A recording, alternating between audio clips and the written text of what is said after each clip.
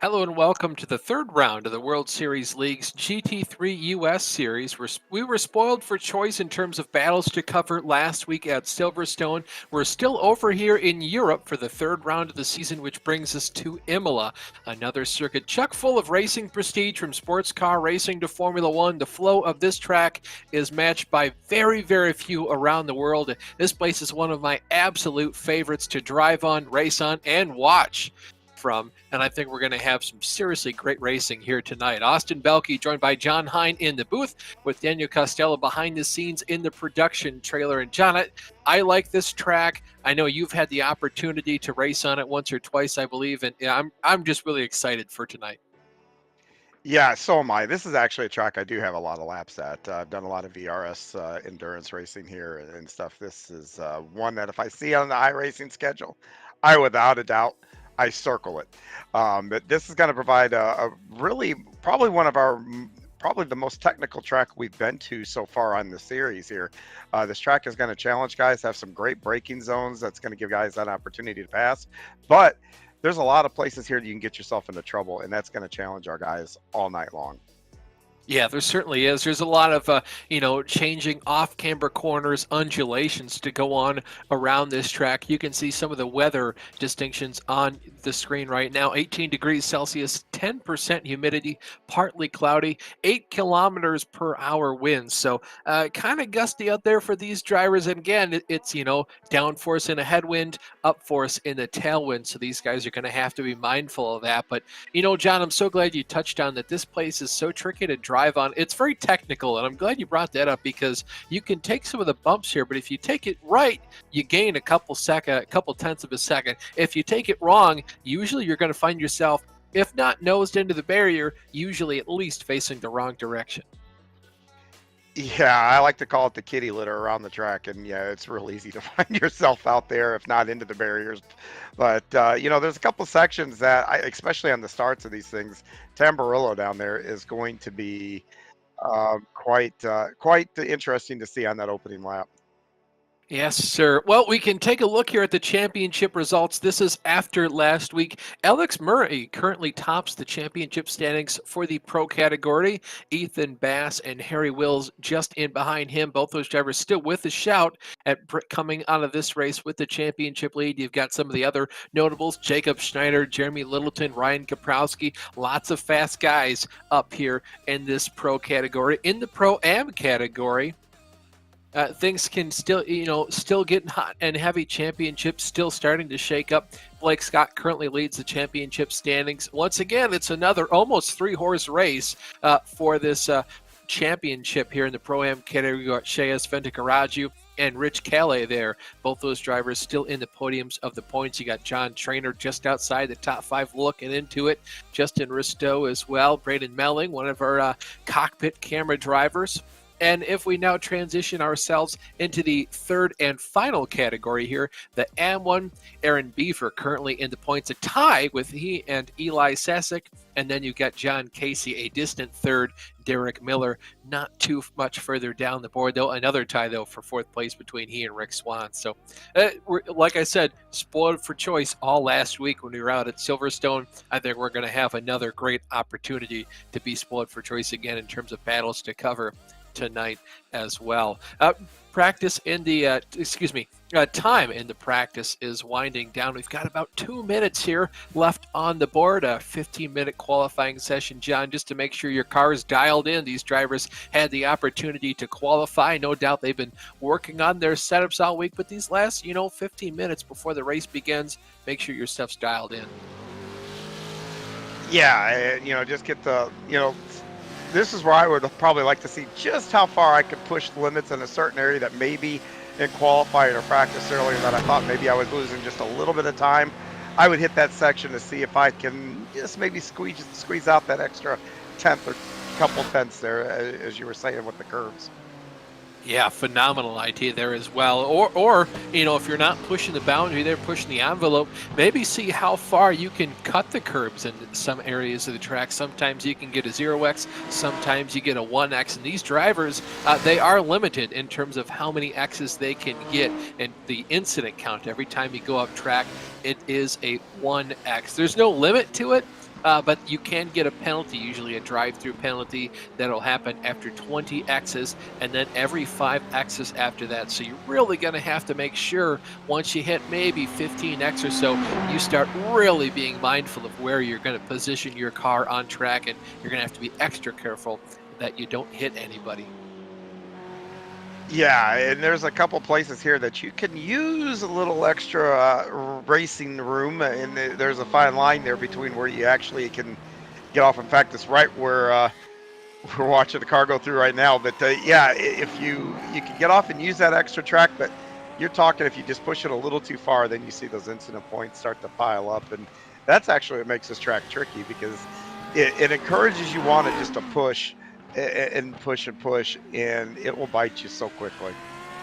Yeah, it certainly can. Aqua Minerale going to be one of those places. I'm excited to see how far drivers start to push the envelope in terms of taking that off track, because you want to open that corner up as much as possible, but at some point iRacing is going to be able to tell, hey, I think you're cutting the corner right there. You shouldn't be allowed to do that. And boy, the slowdowns here are absolutely brutal. But with the checkered flag being waved on the practice session, it brings us here into the race.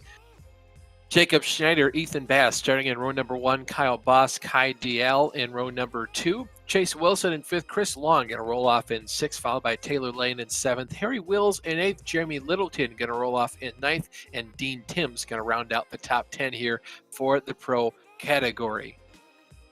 Starting in 11th in the Pro-Am category, you've got Blake Scott on the pole, Brandon Melling to his outside in 2nd, Nick Stein 3rd, Derek Miller in 4th, Rich Calais in 5th, Jeff Carollo in 6th. Shreyas Ventukaraju in 7th with Mark Scott in 8th and Kyle Smith in 9th. Justin Risteau rounds out the top 10 for the Pro-Am category. Last but not least, in the Am field, starting on pole for those drivers, Matthew Plaisance with Aaron Beaver to his outside. Eli Sosick going to start in 3rd with Mark Chapman in 4th, Rick Swan 5th, John Casey in 6th, Eric Papineau and Greg Brockway rounding out your 8-car Am field. John, the iRacing pace car finally starting to lead the field away here, and as always, these guys get a 10-minute qualifying session to go ahead and start the grid. We're going to go absolutely all out, balls to the wall here for 25 minutes in the sprint race, and then after that, we're going to invert the top 10 cars in all the fields. And then we're going to go back to green flag racing, that time for 50 minutes. So this race not only is a good opportunity to score points, it's also a great opportunity to check your tire wear, see how the car handles before we get going for that 50-minute sprint endurance race later on. Yeah, and as they get ready to come around the final corner here to take the green, like I said, the interesting place here for these guys on these starts are going to be up there around Tamarillo. They're going to have to try to navigate either side by side through there, which will be really tough, or they're going to have to get themselves single file before they get there. Yes, they will. Jacob Schneider finally decides to put his foot on the loud pedal. He has a pretty darn big lead there over Ethan Bass in the 2nd position. All those cars going to rocket down into turn 1. See single file there only for the leader there, Jacob Schneider. As the Pro-Am category gets ready to take the green flag, you can see the Pro field through Tamburello in total. Blake Scott has position of the Pro-Am category. He finally decides to start the race. A lot more of a smoother start here for these Pro-Am drivers. Now the top 6, 7 make that 8 drivers, all single file as one driver finally starts to come out of the pits. That might be Harry Wills. It's hard to see. I believe it is Harry in his Mercedes. Whoa, one car spinning out there going for a little bit of a drift through the grass as we see the Am category come into view here. Matthew Plaisance leads the field to green. Finally decides he'd like to start their race. Half the field single file, half the field still jockeying for position 2 by 2 as they head towards Tamburello. One car trying to look up the inside. I believe that's Chapman trying to take the spot there from Sasick. Not quite going to do it. Oh, he's going to go for a slide. Yeah, the tire's not up to speed. Probably gassed it up a little too quick, and as we talked about earlier, nosing it into the kitty litter or the or the barrier there. It's so easy to do that. Pro-Am category finally now shuffling into Aqua Minerale. See just how hard these guys are pushing it. Oh, one car extremely loose there coming up off the corner. You can see him way off to the right hand of the right side of the track as you see Harry Wills. He's not in the Pro-Am field. He started on the pit road, so he's got about a 23-second, excuse me, gap up to the front of his pro category drivers. Jacob Schneider still your leader in that category. This is looking at the battle for 7th place. You've got James Pierce to the side of Dean Timms. You can look here at James Pierce's in-car camera. You can see just how much he has to work on that wheel, especially in Tamburillo there, John. Those curves can help you. They can also hurt you. Yes, they can. And, you know, the nice thing is they had an hour practice here before we got going. And that's all a rhythm section. So if you can push the limits, have a rhythm going, man, you can go through there really, really quickly. Yeah, this is one of those tracks where to truly go fast, you almost have to make sure it's kind of muscle memory at that point, because the more you try to go faster at a track like Imola, the more you're going to slow down. I've done it so many times myself, and it's extremely hard to get your mind, yourself in that mindset. As you can see Kyle Boss all over that rear wing there of Jacob Schneider as they head now into Aqua Minerale. We'll see how far these drivers really want to push the envelope here as they swing out towards the left side of the track. Now we'll see if he can outbrake him here as they go into the fast chicane. Looks like he's going to just decide to tuck in behind. And this chicane is one of the hardest on the entire iRacing service. I've gone through there so many times, and you think you're going through there a little bit easy. The car still comes out from underneath you. Kyle looking for a move on the outside. It looks like Jacob's going to give it to him. He might, though, have a slowdown. He gave up a lot of time. Yeah, that had the look of a possible slowdown there as they went through the chicane back there. But, you know, my trouble spot for me personally is down here in Ravazza. Going into that, I've overdriven that so many times and ended up out in that kitty litter there. That's always my trouble spot on the track. And these guys are showing why they're in the pro category. They're getting through it with a lot of ease. Yeah, it's super easy to do that. That's one of the sections of the track where especially I feel a lot slower, and it's one of those sections where you need to go slow in and fast out. And if you can do it just right, you gain a lot of time, because if you go in there fast in and slow out, you're really going to be hurting as you head down the entire front straightaway. And John, as the cars went onto the front straightaway, Jacob Schneider continued to have to tap the brake pedal there and give up some more time. He has now fallen back all the way into the 6th position. So he lost a lot of time with that off track he made. iRacing, of course, not very lenient in terms of the time you're going to have to give back if you do have an off track that they deem to be egregious. Yeah, and it doesn't help when you get a penalty like that right at the beginning when everybody's bunched up, because then you are definitely losing several spots in that process. So yeah, here early on, you really want to limit the mistakes, almost drive a little conservatively. Once you get spread out a little bit, and then maybe you can start to push the limits a little bit. The drive-through, or not the drive-through, but the slowdowns won't be quite as brutal on you. Certainly not. You can see this two-wide battle here. You got Kai DL trying to see if he can't get back up to the rear end of Ethan Bass there as they now head towards into that fast right-hander before Ravazza. Two left-handers, it feels like a 90-degree angle, and it almost is, but it's just so inviting for you to really just push the envelope into the corner, just because these corners are a lot more wide than I feel like what we're used to with the 90-degree angles. Yeah, and for me, what makes that so difficult down there, not only do you got to be careful getting in because it's easy to overdrive, it's also because of the angle of that corner. It invites you to pick the throttle up maybe just a little bit earlier. Than next thing you know, you're kind of shoving that nose and to what you said earlier about really messing up that straightaway speed. That's where it becomes so easy, just because it's so easy to pick the throttle back up right where these guys are right there. Nope. Oh, there Mark you go. Scott going around. Oh, no, excuse me. That was Shreyas Ventukaraju in front of, I believe, that Kyle Smith. That's what I was just talking about, picking that throttle up too much, and looks like another one did it too.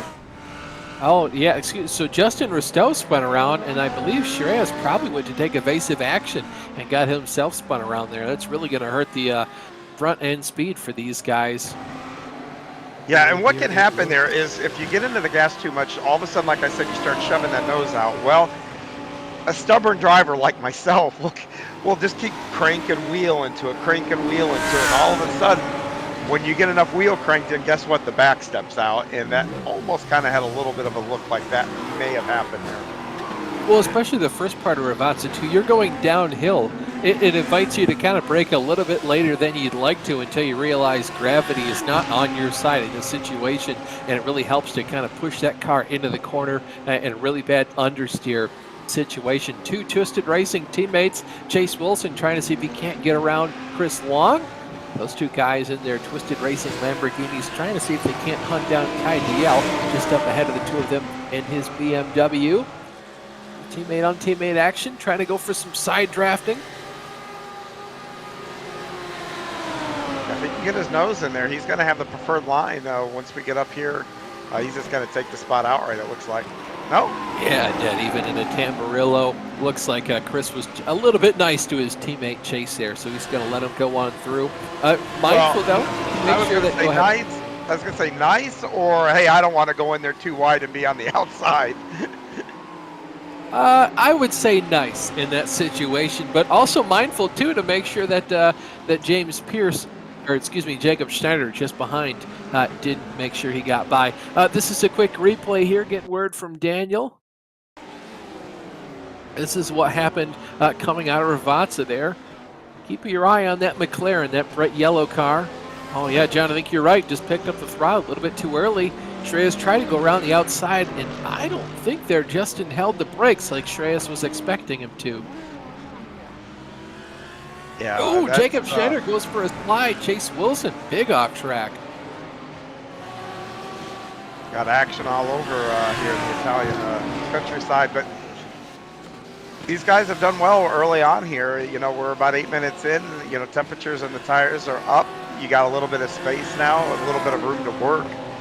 So, you know, this is the part where people are really going to start trying to push maybe a little bit to try to get the most they can out of the tires where they're still good and try to make up ground while you still have somebody in your front windshield.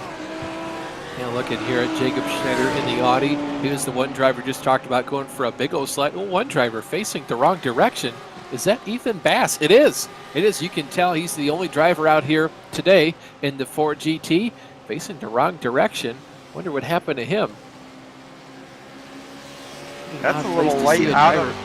That's a little late out of Ravazza. That does kind of make me wonder. I mean, if he got maybe some tires off the racing line and got loose, or did he just roll back that far after getting loose? So hopefully we'll get a replay and take a look at it. But look at him now. He comes back out. Now we got another battle on the track with James Pierce. He continues to try to get his way through the field here. Yeah, James Pierce trying to go up another spot today in the race, trying to see if he can't get a podium position. Looks like he's going to take that over there from Chris Long. Now he'll set his sights on his teammate Kai Diel there, and hopefully he continues to have a mistake-free race. I think that, you know, it'll be interesting to see if they get up there. And you talk about niceties of teammates. Now you're talking podium spots. How much of those niceties extend? And now we got a replay here. Yeah, take a look at that purple car, Ethan Bass. Oh, just went really wide there at the end of Ravazza. And yep, there, just trying to hold on to the car, John. And these cars are so hard to save, especially at that speed. Did a good job of locking it down right there and making sure no one else was involved in his accident. So good job trying to lock that car down. It's really hard to save in that situation. Yeah, and that is another result of just gassing it up too early. And that's kind of what I thought if they didn't push out and get their tires on a little bit on that offset. And why it was difficult for him to get control of that is, you know, here in iRacing, when you do go off, you do pick debris up on your tires, and all of a sudden you have no grip for maybe a half a lap or so. You got to get those tires cleaned off. Yeah, and for you folks at home, imagine, if you will, you're driving with greased up tires or something, or in the snow. All of a sudden, you have all the grip in the world, and then immediately you go into slush or something, and you just slide. Absolutely no grip on the car, like you're driving on ice. And it's because these guys have debris on their tires, all that grass and sand and stuff. It's no longer a hot, sticky ball of tire. It's a bunch of dirt on there, and it just does not have the same coefficient of friction as you're used to with that cleaned up racing tire. Yeah, one of my very first experiences with that was that Daytona in the 24. I got off a little bit and over in one of the horseshoes and came back on the track and gassed it up and spun out and wiped out a couple of guys. And yeah, not my proudest moment, but I learned that rapidly. Yeah, same thing happened to me at Sebring. Got spun out in a GT3 car by a prototype, and immediately I just went into a corner. You're supposed to go flat out, and I just get right off the track and in nose first into the tire barrier. It was about the 15 minutes required repairs. Kyle Boss has the lead right now in the pro category. Kai DL currently in the second position, just about 3 seconds behind him. Another 3 seconds back is James Pierce. That'll round out the podium there for the pro category. One class we haven't talked about a whole lot so far, the Pro-Am category. Blake Scott has a 3-second lead over Rich Calais, and then Braden Melling there rounds out the podium positions. Here's Blake all on his own. You can see he's pretty much in no man's land for right now. Another one of our drivers carrying the onboard camera. I love these shots, you know, in the look of intensity on their faces. You can just tell how hyper-focused they are getting around this track. And, you know, you see the in-car in a lot of real-world racing. You can see the eyes just focused, and there's really no daylight between what these guys, that look of focus between these guys and their real-world counterparts. No, certainly not, but there's still that same look of focus and attention, and I'm sure if you could see their full face, they would often look just as mad as we iRacers do, and I think the only reason you can tell we look mad is because there's no helmet on, covering up basically from the middle of our nose down, per se. In the M category, Matthew Plaisance has about a 5-second lead over Eli Sasek. Rick Swan rounds out the podium positions for them, another 4 seconds. Make that 7 seconds between Eli and Rick to round out the podium positions in the AM categories. We now look here, Matthew Plaisance, another one of those drivers kind of in no man's land. He's got his own 3-second lead or so. Driver carrying our onboard camera. Now, when you got a nice lead like that, you usually have your relative up so you can kind of manage that gap so you're not pushing your tires too much. But it is so much easier to get into a rhythm because you're not trying to push to get away from anybody. You can just settle in and just drive the track. Concentrate on the track. You're not looking up in the mirror. You're not looking out the front windshield trying to push to catch somebody. That is such an advantage if you've got if you build yourself up a little bit of a lead.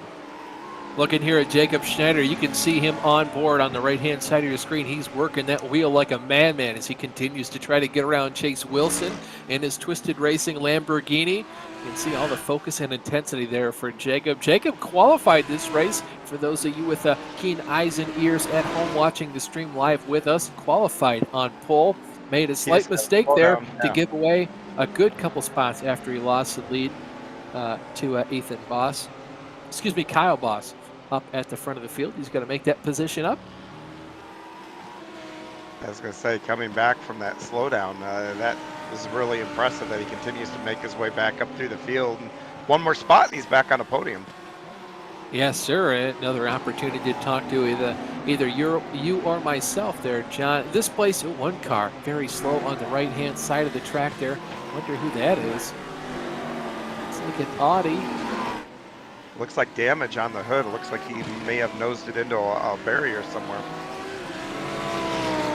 Let's see if maybe Daniel can catch us in a replay of that. It amazes me how absolutely nothing can get by Daniel. He either notices it live or gets a replay later in the race. He's really got an eagle eye when it comes to these things. So no doubt in my mind we'll probably get a replay if anything did happen as to what did. Yeah, whatever transpired, that's going to be a trip to pit road, it looked like, to get the car fixed. But we go back here and take a look. Well, here we go. Speaking of the replay. Derek Miller in the Pro category driver. Yeah, that thing snapped around on him hard. That's not a place where you often see drivers going off track, and he's just really, you can tell, John, trying to get after it and get all the pace out of that car as he can. If you watch where that back end started to come around on him, he was off on the green runoff area. He was not on the track, so that was definitely a loss of grip there, and it was just too late when it happened. Like you said, instantaneously, not really a whole lot you can do to save it. Yeah, and that's one of those areas, too, where the front end of the car grips up a lot faster than the rear end because it's the first one to come onto that pavement instead of that green off-track, kind of turfy stuff that you can see as a runoff for these drivers. Looking here at Aaron Beaver, that's the man in that gray and yellow Mercedes you can see. He's chasing down Mr. Swan in the Ferrari just up the road there. So Rick trying to do everything he can. He has the position. Aaron wants it as all these drivers now go down the front stretch here. This is a good opportunity. Such a long straightaway here, John, really lends for a lot of drafting opportunities and possible overtake options when you get down to turn one if you do have that overspeed. But it just depends how much you've trimmed your car out versus how much they've trimmed out theirs. Yeah, and this is a track where it's so fast, so you already need, as little arrow as you can get. But like they're getting through the chicane and even getting through Ravaza or even Tamburillo, you need downforce to go fast through there. So this is definitely a give and take track when you're setting the car up.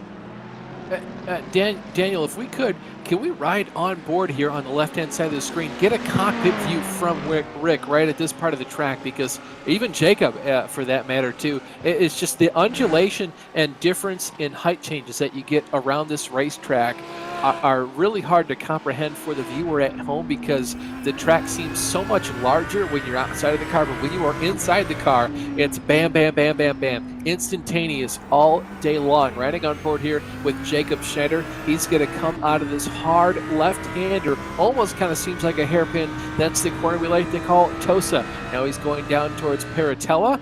Fast left-hander here, a couple left-handers right there. Just nibble there on the inside curve. Use as much of the runoff as you possibly can. This is Aqua Minerale.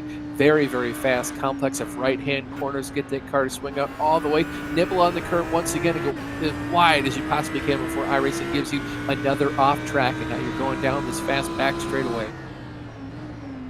Yeah, and you hit the chicane here, and you got to brake hard and really keep your momentum, kind of moving forward to get a good run down through here. And then we get down here to Ravaza, and you're carrying all this speed, and you're aided by this downhill right here.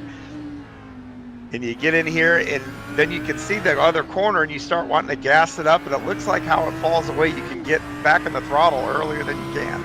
And down to the long front stretch here. Yeah, really, really long front straightaway. Good opportunity for drafting possibilities for overtaking as you head down into turn one. We can see Jacob not quite getting the overspeed I'm sure he'd like. We'll see if he takes a move here. Looks to the outside, not quite going to have the opportunity to do that. But again, because Chris made sort of a defensive line there into that corner, we'll see if Jacob can get a long run down here into the next set of corners. Doesn't look like he's quite close enough to get that spotter to call him. No, and as they approach Tosa here, you talked about the elevation change. This is the corner where you really kind of feel it, because like you said, it's almost like a hairpin corner, but you're going uphill as you go through the corner. The entrance of the corner is at a lower height than the exit of the corner, so you're going up off camber, just a really tricky little part, and that is where you can, that area for me anyway, is where the time can be gained or lost in that corner there. Gutsy move right there by Jacob Schneider. Sent his Audi up the inside of the BMW. Chris Long, he's going to take away that fourth position for right now. We'll see if Chris has anything back for him here as they go towards this hairpin for the Curvafasto Grassini. And I'd be really curious to see if Chris can get back to him on this long front straightaway. Jacob didn't do a whole lot of drafting up to him. But, oh, man, he's going to get loose. This might be Jacob Schneider's position for right now.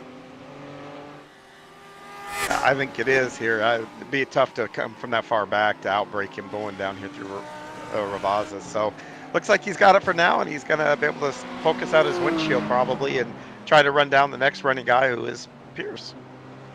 Battle for the lead right here. This is in the AM category. This is Eli Sasek who wants the position. Matthew Plaisance has it. That's the BMW chasing the Ferrari on your screen.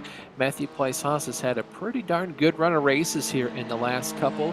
He and Eli Sasek finished on the podium in Daytona. Of course, Matthew coming off a P2 run out in Silverstone. Yeah, right now, if we saw Plaisance's eyes, I guarantee it's going up in the mirror just as much as it's looking out the windshield. And right on cue, Daniel. Yeah, good job, my friend, and that helps us. But watch as he comes out of here, and he's got to pay attention to the lap car. But the glance has got to be coming up here to look up in that mirror. But no, he's focused on his marks. Well, right there is a textbook, which he should be doing. Yeah, John, just as you talked about him having to look up in his mirror to see what Eli was doing, I noticed that lap car there, Christopher Johnson, that is a Pro-Am driver. I think Chris might have some damage from an earlier accident in this race. Got a considerable amount off the pace as they go. Matthew Plaisance still has the lead over Eli Sasek as they now head into turn one. Hard braking opportunity here. We'll see if Eli ducks down to the Look at him inside. He's going stand to on have an that eye brake for it. pedal. Did you see him stand on that brake pedal? Oh my Oh, yeah. gosh, you can see his whole body move getting on that brake pedal. That gives you an idea of how intense it is, you know, getting slowed up there for Tamburillo. Speaking of intense, too, look at the intensity here in this stare that Matthew has going onto his screen. A little bit of oversteer there coming off that curving. That's just what you're going to have. You have to, maximize those opportunities to make the track wider. But realize when you do that, the track is not always the same elevation when you come off the curb. Gives you a lot of opportunities, especially for the car, to just turn wicked evil on. Yeah, and we can see Sasek there behind him, and you know, looks like he's just measuring himself. We've got about 3 minutes to play, 3.5 minutes to play. Now, oh, look at little mistake there. Yeah, big mistake there. That's going to actually give away Matthew Plaisance's lead there over to Eli Sasek. And John, you talked about him sitting in the weeds. One thing you can do there, it'll give you the option, of course, if that driver ahead of you makes a mistake, that's a free opportunity for position. You saw him try to show the nose as they went into Tamburillo. He didn't even have to get this position the hard way.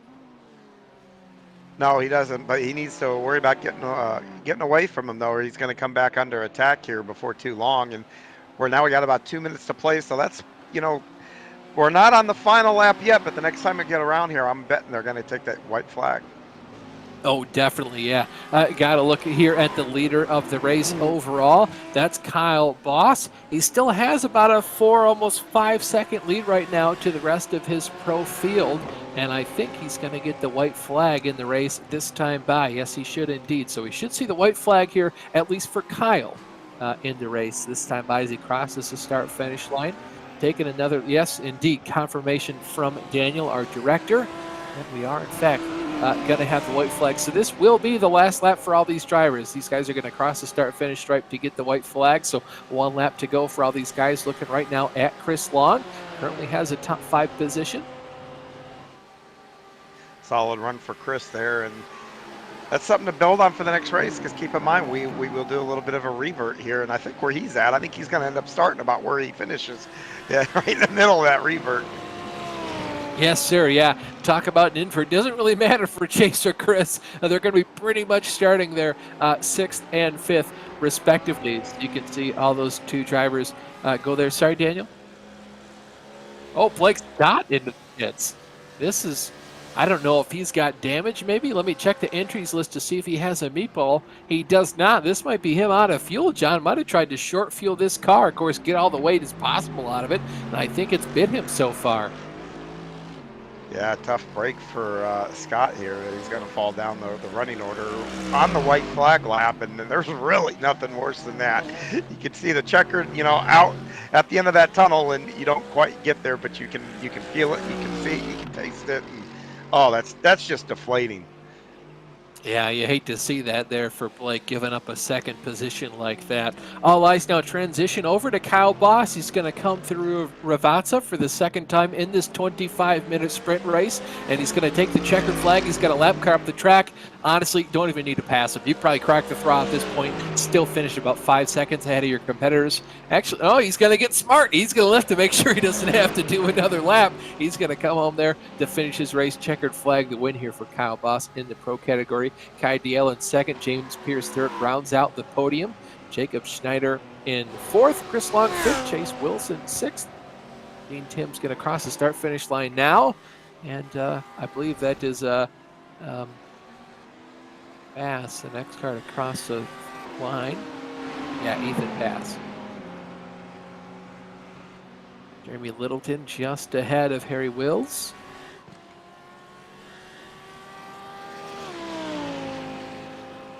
And in the Pro-Am category, Rich Calais going to take the checkered flag here. Strong finish for Rich. That's a good race for him. Braden Melling in second. Mark Scott third. To round out the podium, Justin Risto in fourth. Kyle Smith in 5th, Blake Scott 6th. So even with all that last lap calamity there, so far looks like Blake's going to finish in the 6th position in his class. Eli Sasek coming here now through Ravazza in the AM category. He's got a pretty sizable lead there over Matthew Plaisance. And boy, if I'm Plaisance, you got to be kicking yourself after that one, John. Oh, absolutely. But the neat thing is here, we got different makes win each class. Got a Mercedes there winning the Pro-Am is a Ferrari, and got a BMW taking home the checkered over in the AM category. To round out the podium so far in the AM category, it looks like it's Aaron Beaver. It should be, just crossed the start-finish line there to round out the podium. So, Dan, if we could get some results up on screen here in a couple seconds, we have to wait for all the drivers, of course, with the SDK to cross the line, and then we can get all the final results to populate up on your screen. But I can just read through some of the drivers in the pro category. Kyle Boss first, Kai DL second, James Pierce third, Jacob Schneider in fourth, Chris Long in 5th, Chase Wilson in 6th, Dean Timms 7th, Ethan Bass in 8th, Taylor Lane 9th, Jeremy Littleton in the 10th position. In the Pro-Am category, Rich Calais comes home in first, followed by Braden Mailing in second. Mark Scott's going to round out the podium, followed by Justin Risto in fourth, Kyle Smith 6th, Blake Scott in the 6th position, Shreyas Ventukaraju in 7th. In the AM category, you just saw it on your screen, Eli Sasek wins the race. Matthew Plaisance in the 2nd spot. Aaron Beaver rounds out the podium positions. Rick Swan 4th. John Casey in 5th. Harry Wills started from the pit road. He's the first car to finish 1 lap down in the 24th position overall. And John, we'll see if we can catch up with some drivers waiting in the broadcast waiting room. Doesn't look like anybody's quite there just yet. They're probably a little out of breath. That track, it's a physical track. Like I saw, Plaisant when he went into the Tamburello, they're standing on that brake. This is a pretty physical track, and especially for guys that have like direct drive wheels and stuff like that. You have some times to kind of relax because of the long straightaways here, but getting through the more technical part of the track can be taxing. Yeah, it certainly can. One driver looks like we have the opportunity to talk to now, Braden Melling. Braden, not a bad run here for the first 25-minute race of the day. You come home 2nd place in the Pro-Am category. Talk me through your race, buddy. Is there anything you learned? I mean, not really. This car is just really hard to drive around this track. Like, the Ford is notorious for being a difficult vehicle to drive. And I'm not going to lie, I was kind of handed that 2nd place on a platter. I believe it was, Blake Scott was leading the Pro-Am class, and then he pulled into the pits for some reason near the end, and I didn't understand why. Maybe a drive-through penalty, I don't know. But just being able to finish 2nd in Pro-Am in the Ford on a track that this car is very, for lack of a better term, very bad at, is honestly nothing short of a miracle. Well, talk me through, man, why you chose the Ford for this series, because I hear a lot of flack about the Ford, and I'm kind of on that bandwagon with everybody else. That usually I drive the Mercedes or the Ferrari, for that matter, until we get a Corvette in here. That'd be the end goal. But why choose the Ford? Well, so last season I drove the BMW, which ended up winning me the AM Championship, but I was trying to drive it during the press day that we had at Spa, and for some reason I just couldn't keep the car under me. So I decided to try a few different cars. I tried the Ferrari, the Lamborghini, the Porsche, and eventually I came to the Ford because I was like, let's try it. It's been a while since I've driven this thing, and I just felt like the car responded how I wanted it to. Like, I get turned in the corners the right way, and it fit my driving style the best. And I'm not sure if they changed something in a previous update that I missed or something, but the car just felt good for me to drive out of all the GT3s. Certainly, yeah. There was that pretty big update iRacing talked about where they kind of changed the tire model for all the cars, and so I don't blame you, and I'm not going to fault you there for feeling like that BMW kind of just wasn't underneath you at that point. But Braden, before we let you go, at least into your 50-minute endurance race, is there anybody you want to thank for your middle step on the podium, buddy? Well, I got to give a huge shout out to the team. Obviously we're always supporting each other with practices and such, and pushing each other to be better. I got to thank our livery designer, Skyline Designs, who does an amazing job on all the liveries he makes for us. And also Grip Engineering, who definitely helps the team with setup help and making sure we're getting on the right track, at least when it comes to pace. For sure, Braden. Well, congratulations again on the second place there in the sprint round. Hopefully you do well in the endurance, and thank you so much for your time after that race, buddy. Appreciate it. Thanks for having me. That was Braden Melling, comes home in the second position there in the Pro-Am category. Going from one second-place driver to another, we got Matthew Plaisance up here. Matthew, it looked like you had the race in the palm of your hand, and it wasn't too long before you gave up a good second or two of a lead, and you had Eli, I think, banging on your rear wing there. Yeah, the rate he was catching me, I had a feeling he was probably going to get me by the end of the race, but I just had I think it was a bad entry into Aqua Minerale, and I just lost a little too much control, and that was just enough for him to pass. Yeah, that's one of the most treacherous parts on the whole track. Having a lot of bad luck in that section of corners myself. Was the reason he was catching up to you, was he just faster, or had your pace kind of fallen off there? Maybe you took all the good out of your tires in the first 20 minutes? That's more of what yeah, I mean, he's definitely fast, because once he got past me, he was leaving me behind. I wasn't able to keep up, but definitely tires going off as well, so a little me, a little tires. Gotcha. Well, Matthew, before I let you go, who do you have to thank for your second place run, at least in the sprint race? Hopefully we get another opportunity to talk to you later on. Need to thank Braden for giving me the setup that I needed to not be super slow. You'll love to see it. He was just talking about how you teammates were helping each other out. Matthew, congratulations. Good luck in the next race, buddy. All right, thank you. Matthew Plaisance finishes in the second place there in the Pro-Am in the Am category, excuse me. And now we have Eli Sasic finishes one spot better than Matthew. Eli brought home the checkered flag there, and it looked like a pretty commanding fashion too.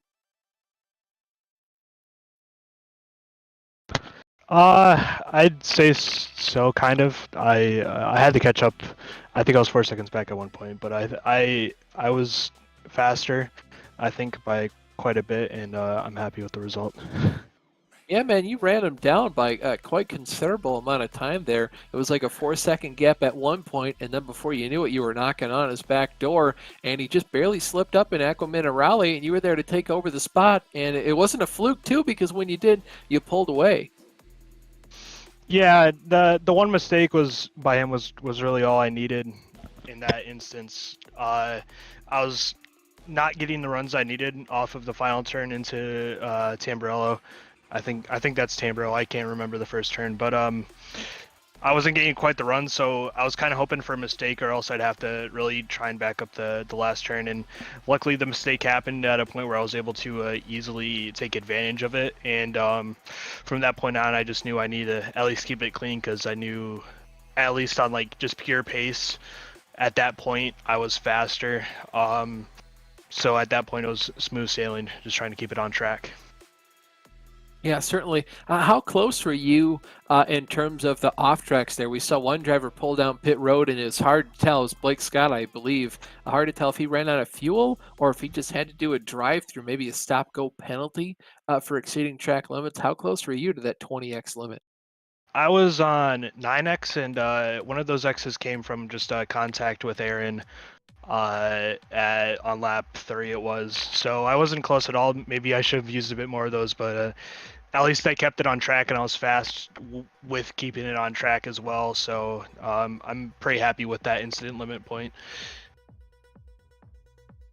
Gotcha. Well, buddy, that's all the questions I had. Hopefully you have some pretty good luck here going into the endurance race. Yeah, I feel like the car is going to be sufficiently under you for that one. Yeah, it felt really good here, and I wasn't quite sure how I was going to perform, but I think my race pace is very fast right now with these, especially when we get into the lower, the fuel burns. So I'm excited. I guess we'll just have to see what happens with the pit stop now in this race. Certainly.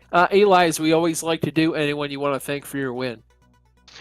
Twisted and James for getting me into Twisted. They helped me a lot with the setups and racing and all that, and getting me in here. So I want to thank them, and then everybody who's watching and everybody who runs this league. I like racing here, so yeah. You like racing here. We like watching the racing. Eli, thank you so much for your time as well. Congratulations on the win, man. Thank you. Eli Sasic came home with a checkered flag there in the AM category. And I believe, Daniel, it'll be time for us to take a short intermission here, a good 5-minute break or so. But before we go to break and leave you folks for a couple minutes, I'd like to thank our sponsors just really quickly, because we couldn't do any of this without them.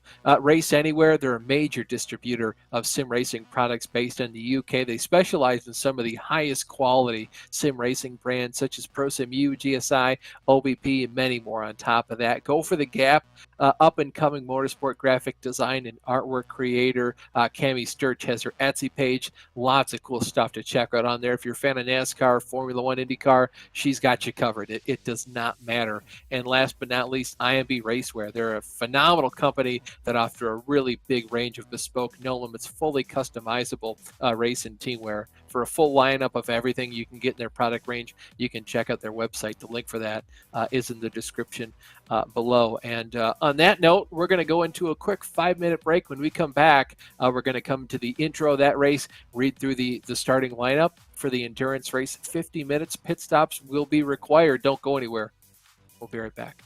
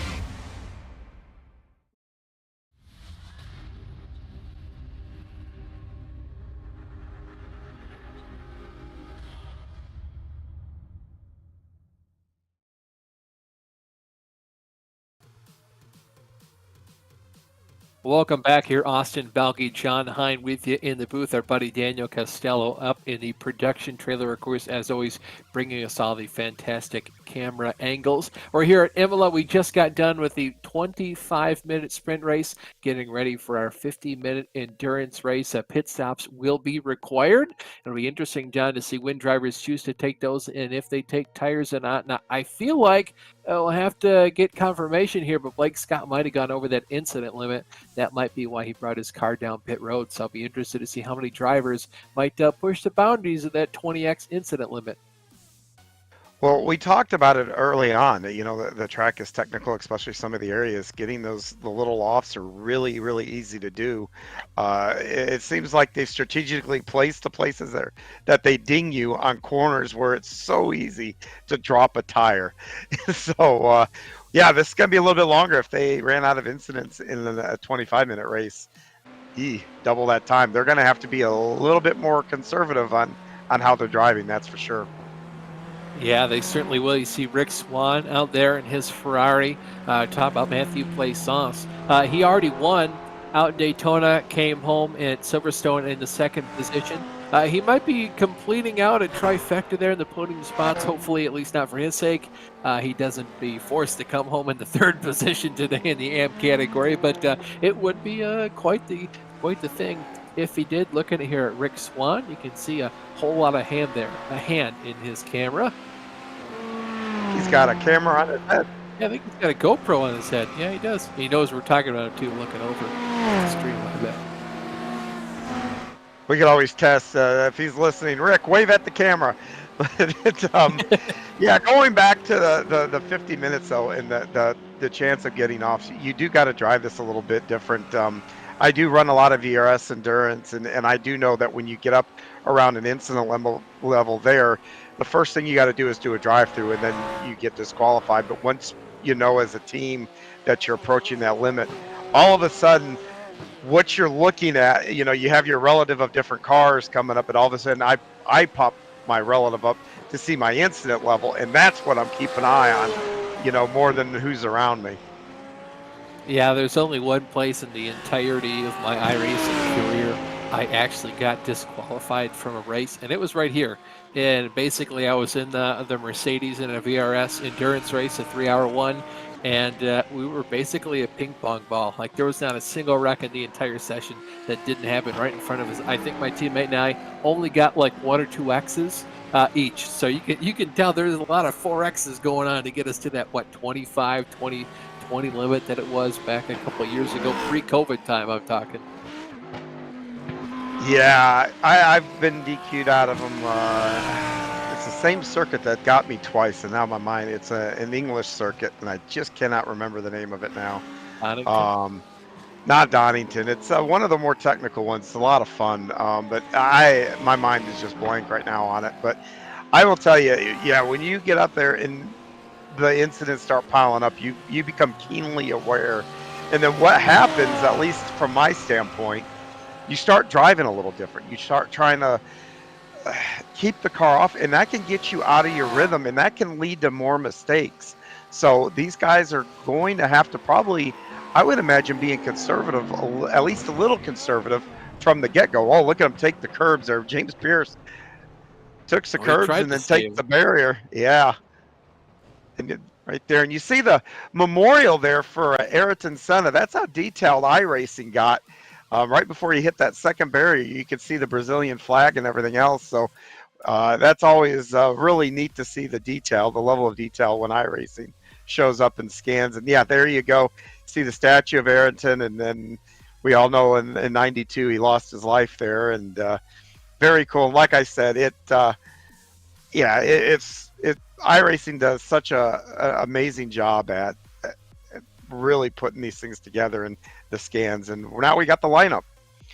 Yeah, a phenomenal job here getting the lineup for us. Jeremy Littleton in the first position, Ethan Bass in second, Dean Tim third, Chase Wilson in fourth, Chris Long fifth, Jacob Snyder in sixth, James Pierce seventh, Kai DL in eighth, Kyle Boss in ninth, Harry Wills in 10th, and Alex Murray in 11th position. Moving now on to the Pro-Am category, Jeff Carollo in first, Derek Miller second, Christopher Johnson in third, Treyas Venticaraggio in fourth, Blake Scott fifth, Kyle Smith sixth, Justin Risto in seventh, Mark Scott in eighth, Braden Melling ninth, Rich Calais in 10th, and Nick Stein rounds out the 11-car field for the Pro-Am guys. Moving now into the AM category, Mark Chapman and Greg Brockway complete row number 1. Eric Papineau and John Casey make up row number 2. Rick Swan completes the top 5, followed by Aaron Beaver in 6th. Matthew Playsauce and Eli Sasick round out your 8-car field for that AM category. John, looks like the iRacing pace car has already started to lead our pro field around the circuit. They'll be the first drivers to take the green flag here in just a couple seconds. Yeah, we get to do it all over and put some time on the clock here, some more time to have a little bit of fun and more time to get yourself in trouble. Yeah, a lot of opportunities for these guys to go off track. We talked about 25 minutes being difficult to make sure you stay inside that incident limit. Now they're going to have to stay inside that same one for 50 minutes. iRacing pace car goes down pit road, getting now set to take the green flag here for race number 3. 50 minutes on the clock for us here today. Jeremy Littleton, in charge of the pro field, finally decides to put his foot on the loud pedal. We are green flag racing here in Imola. He'll be the first and only car to be single file as they now head down towards turn number 1. Check that, make that the first 5 cars in the pro field. As now the Pro-Am category gets set to take their own green flag for today. You see the pro guys going through Tamburello. Looks like everything is clean and clear for them. Yeah, remember, we are inverted, so the faster guys from that first race are now in the back. So they've got to work their way back up through the field here. So a lot of passing will probably happen as the Pro-Am category heads into Tamburello.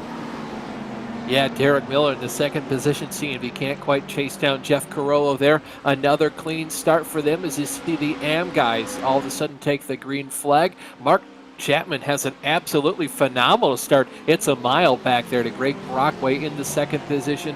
All 8 of those guys now single file, and it looks like they have the cleanest start of everybody. A lot more, less rowdy, I'll say, than the other 2 we have fields. one off there. Looks like Christopher Johnson did a little off-roading here. Yeah, he was that one driver that was he's got extremely something slow. he's got something broke. Race. Yeah, he's got a meatball flag here. We'll just make sure on the entries, and he does indeed. Yeah, he's got what the Italian guy would say, meatball. So he's going to have to park the car and go down the pit lane. Spicy meatball. Yeah, spicy. But, yeah. Yeah, that car that second shunt into the barrier there, you could just tell that car did not want to turn at all. He wasn't going to be able to limp that car back around. Yeah, he tried to make that corner, and it just did not want to comply to him. You can see the field now goes down the front stretch. You're going to see Christopher Johnson's car there on the left, just kind of tucked in behind the flag stand. Towards the front end of this field, you got Jeremy Littleton and then Ethan Bass. This is riding aboard with Jacob Schneider, currently in the 5th position. Excuse me. Oh, change for the lead up in the front. I believe Jeremy Littleton just lost it. He's going to get swamped by a good couple cars here. Chase Wilson, Dean Tim's going to get by. And for all of you that have been riding the 4GT's obituary for the last 3 years, look at this. We got a 4GT out in front. Yeah, Ethan Bass currently leading this pro field around the circuit here in Imola. Get closer and closer here. Aqua Minerale coming up before you know it. Such a fast complex of corners, extremely difficult to get it right, especially once you get through Piratella. You think Piratella is bad, and then you have to go down into Aqua Minerale, and it's basically the same complex of corners, but twice the elevation changes. Ooh, Blake Scott there getting a little bit sideways.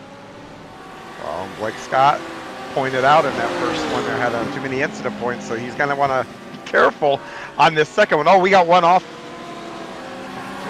That's Blake? Yeah, no, it wasn't Blake. I think that's Derek Miller, I believe, in that purple and black colored Audi. Yes, it was Derek.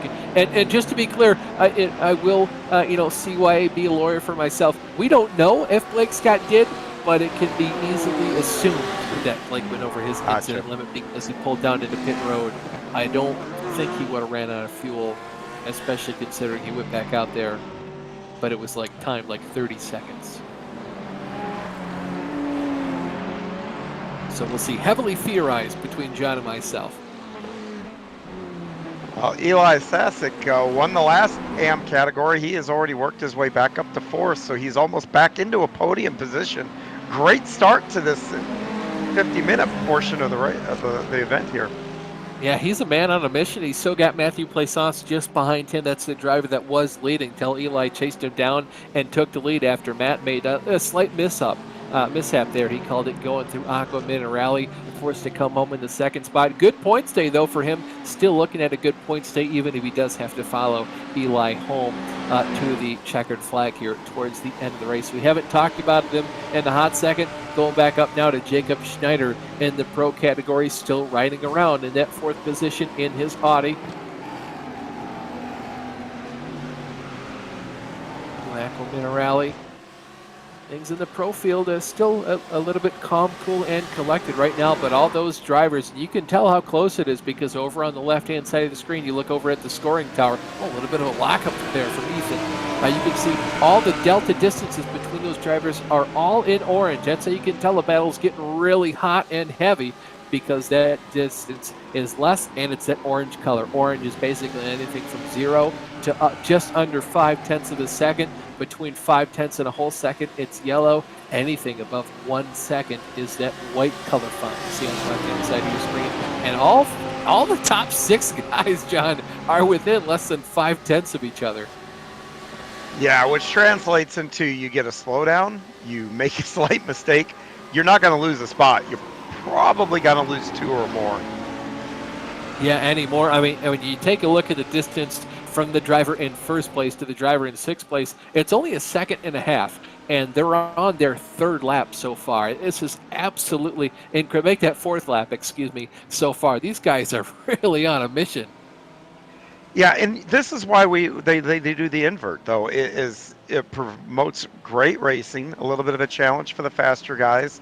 So it just works really, really well, and it's fun to watch these guys do the work and come up. And it also gives those guys that are, maybe trying to learn and get their feet set under them and gives them a chance to get that experience leading, because leading a race is different than running back 2nd, 3rd, 4th, 5th, or riding by yourself. Leading a race, there's extra stressors that come with it, about not getting off track or anything like that. So this is just a really neat deal that they do here, and it actually benefits all the drivers. That's a great point you bring up there, John. I'm sure you heard it last Sunday watching the NASCAR race on the Fox network. And Mike Joy actually brought up the same point where he talked about William Byron, a driver who actually came up through iRacing and local short tracks with his dad. He started out, he would qualify on the pole, he'd lead every lap and win every race when he first started out racing Legends cars and then went into the late model and super late model series. So he basically had very little racecraft or knowledge of how to set up and make passes on cars that were almost the same speed. Sure, you're going to have to lap guys, but usually they're kind of pulling out of the way for you. And all of a sudden he gets to the real NASCAR, the truck, the Xfinity, the Cup Series. You now have to race around guys and get up right up there, up and close to them, kind of a little bit uncomfortable racing door to door with these guys because they're finally on his level, and it's a completely different race from being the 1st or 2nd guy in that clean air to now being back in the field when you're just basically scrapping it out with these other guys. Jacob Schneider forcing his Audi down to the inside of the BMW there. Dean Timms, Dean wisely goes a little bit wide for him. Yeah, sounds like I should have watched the race. A lot of good information coming from Mike Joy there. But Mike's a national treasure, so he's always full of good tidbits. But we got battles heating up here. The battle for the overall race lead is really, really close here. And also here in the AM category with Eli Sasek, he won the first one. He's looking to take the lead for the second one. Yeah, he's got almost 5 seconds of a gap there up to John Casey, the driver. John Casey, excuse me. Mark Chapman, sorry, getting around John Casey. Just, going for a little bit of a slide there is Chase Wilson in his Twisted Racing Lamborghini. He was in there. There were 3 Twisted drivers all racing together there. Really unfortunate for Chase. He's going to get that car pointed in the right direction. And he's going to lose several spots in the process. That's the kicker, is all of a sudden all the work that you did to pass cars and get around guys, on a track it is difficult to pass. Even there's some great braking zones. You got to go back and start over again. But only 8.5 minutes in, you got a long way to go in this one. Yeah, certainly do. Just under I'm an drafting. hour is the full race here. Yeah, 50 minutes total race length today. A little bit of a teammate bump draft in there between the two Twisted Racing Lamborghinis. They've got Harry Wills tucked just up in behind him. And how about Dean Timms? He lost a lot of time there to those drivers. Kind of just, checking up the throttle and letting them all get by. Yeah, the two Lamborghinis, the last couple times I've seen them come down that front stretch like that, they have been nose to tail with very, very little, if not any, room between them. This is a look here at Nick Stein and Braden Melling. Braden trying to make a look up the inside there. Nick not really he gave having him any. no quarter at all. Nick and Rich Kelly. Yeah, outstanding recognition by both of those guys to realize how tight they were on each other, not to make contact. Great job. Looking on board here with Rich, you can see just how hyper-focused he is. Eyes going from side to side, always going from braking marker to apex to, all the way when you open the wheel out to the other side of the track. And you can see he continues to do that, getting that head nod as he turns left and right. I do that a lot myself. You ought to see me when I'm running a dirt car. Talk about head bouncing all over and left to right and everything else. Well, it also helps you're in VR. If you want to turn to I'm in VR. You physically have to turn your head. Yes, there is that. It looks like for right now, Rich is going to have the position. We'll see if Nick can do anything to try and take it back once again. But for right now, Rich is going to have that spot with that brightly colored Lamborghini. Interesting to hear why he talked about how he chose the colors for that ride. Yeah, it's a good-looking car, that's for sure, and he's able to hold on to his spot down here at 6, and hopefully he can get a chance to move up and get up, and maybe we can talk to him again. Looking at a replay here before we go and look, I really want to check out this battle for the pro lead. This is Aaron Beaver in the gray and yellow Mercedes. Oh, it just went a little bit too wide there in the second. Yeah, overdrove it. Made sure to go ahead and lock her down, though. That's really good car control by Aaron. Able to get that thing going in the right direction. Daniel, if we could please take a look at this battle for the overall lead here in the pro category and in the race. Right now, Jacob Schneider has raced his way all the way up from the 6th position, now knocking on the back door of Ethan Bass in that Ford GT, currently in the 1st spot. Then just behind these two drivers, there's the 3 Twisted Racing cars, 2 Lamborghinis, and the 1 Mercedes of Harry Wills. Yeah, and Kai DL is there in 3rd, and I believe he's already got a win here in the EU races. So he's got a load of confidence coming into this and knows how to get it done here. Yeah, he certainly does. He also knows what kind of tire wear is going to happen in these 15-minute races. He's also going to be well aware of how that car is going to handle as they come down to the end. And Kai actually won last weekend at Silverstone as well, so he's got a lot of good momentum, not just from this series last week, but also the EU series earlier today, like you mentioned, John. Yeah, good mojo is a racer's best friend, and you hear about basketball players talk about when they get in the zone, the hoop looks like it's 10 feet round, or NFL players can just zone in the ball. The quarterback feels like he can throw the ball anywhere at any time. Well, race driver, they get in that mojo. It's just. Yeah, I don't even know how to describe it totally, other than the fact you feel like you could do anything you want anywhere on the track at any time. And that's both a blessing and a curse, because sometimes you can overplay your hand and end up off in the kitty litter. Yeah, well, I think the best way I can describe it is you no longer have to think about what you're doing. It's kind of like when you go down the highway on a long journey and you're in your car and you just zone out. You're not daydreaming. You still see the road. You still see all the cars around you. You're still cognizant of what's going on. But all of a sudden you look down at the clock and 20 minutes have gone by, or you're another 20 miles down the road and you think to yourself like, gosh darn, I don't even remember the last 20 minutes or 20 miles of this journey. What was going on? I could have crashed this darn car, but it's just kind of you're in the zone of driving. That's the same thing you get in a race car. Is you don't really think about what's going on. It's all just second nature, and that's when time really starts to fly by. Well, you're going to be disappointed when you get to my age. You can just drive from work to home and forget how you got to one point to the other on a short trip.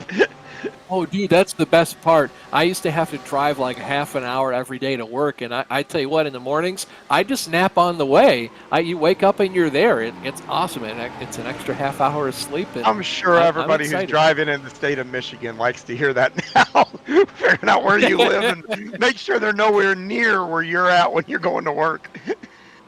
But Hey, at least I drive better than all the people in Wisconsin. They're bad. Send your complaints to Alston Belkey at.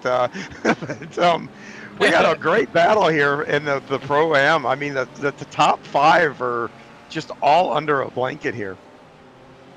Yeah, all the first 5 of these cars, a second and a half from Ethan Bass in the first position to Harry Wills in that 5th spot. And John, this is that point in the race where you've already, for the most part, gotten through all the invert guys. I mean, you look at where the first drivers started, this relatively speaking, 2nd, 6th, 8th, 7th, and 10th.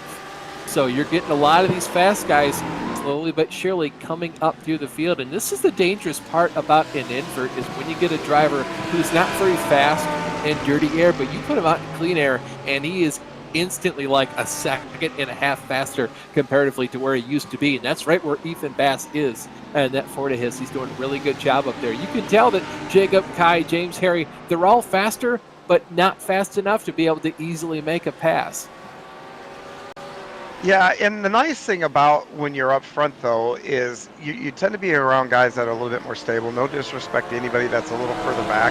But I race, if I'm back in a pack anywhere, I race 500 times harder than I do if I'm sitting up in the top 3 or 4, even though those passes are harder to come by. The drivers up there tend to be a little bit more predictable. You tend to all be running the same speed, and that helps, and you naturally pick your own pace up. And Ethan is doing a great job. He doesn't have anybody out in front of him. He's not chasing anybody down. He's able just to concentrate on his path, where he's going, and he's dictating the terms to the rest of them, and he's doing a great job. But we go back here to those guys now, all under a 10th here. It's great racing.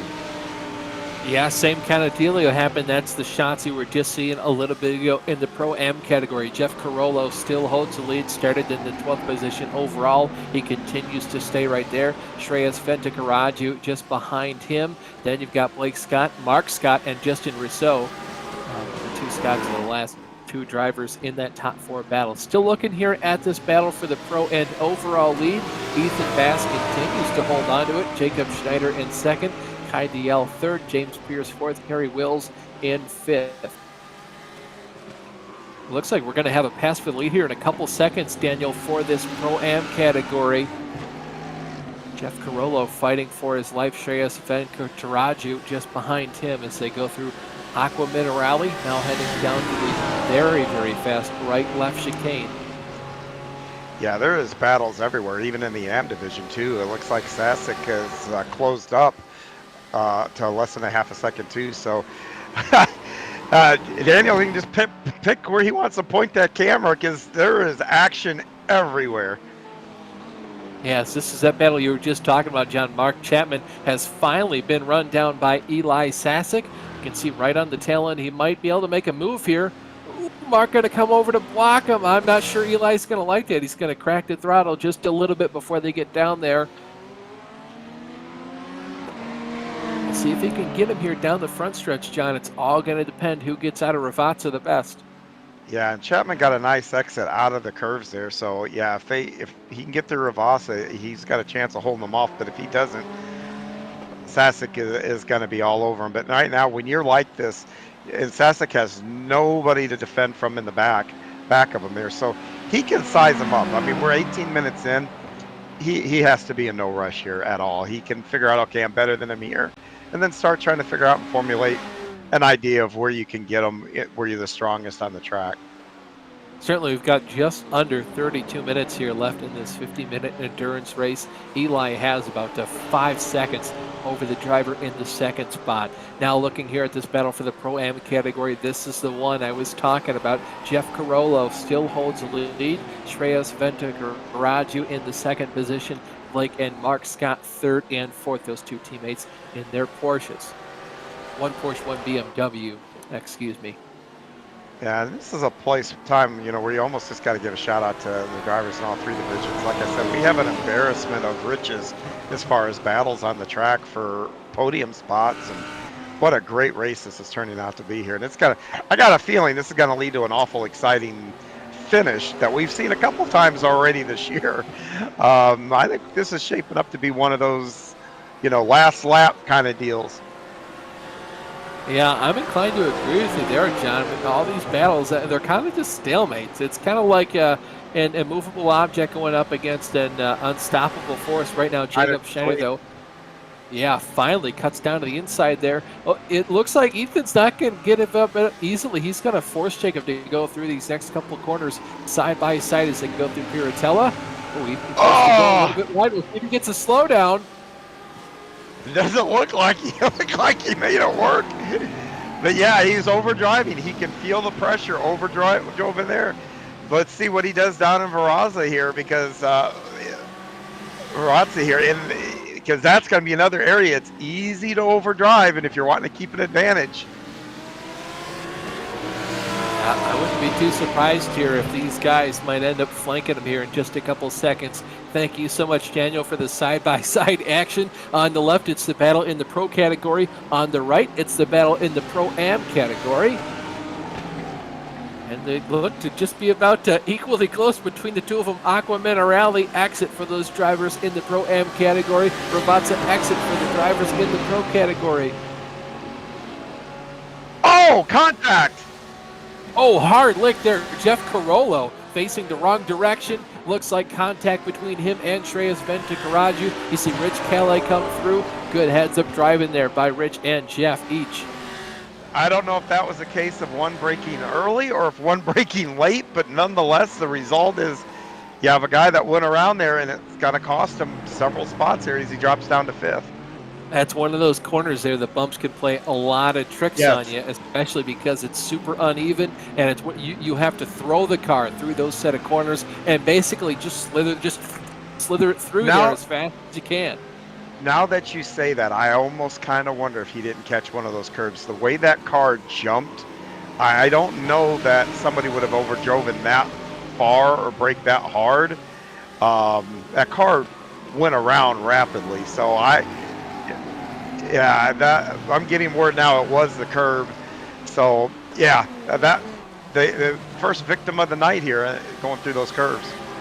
It's a really easy place to do it. I myself had like a 10-second lead. You think you're going through there slow. Even if you try to get through those center corners slowly, you can still pop that car sideways and get it all loose. And sometimes it's with that 10-second gap, you have nothing to worry about. Sometimes it's when you got guys right on your tail. It's one of those corners where you need to be at 10/10ths to get it right. But if you step over or just a little bit under, you can get it oh so wrong and have that rear end of the car overtake the front. This is a replay look here at that McLaren at the front of the field, that brightly colored car.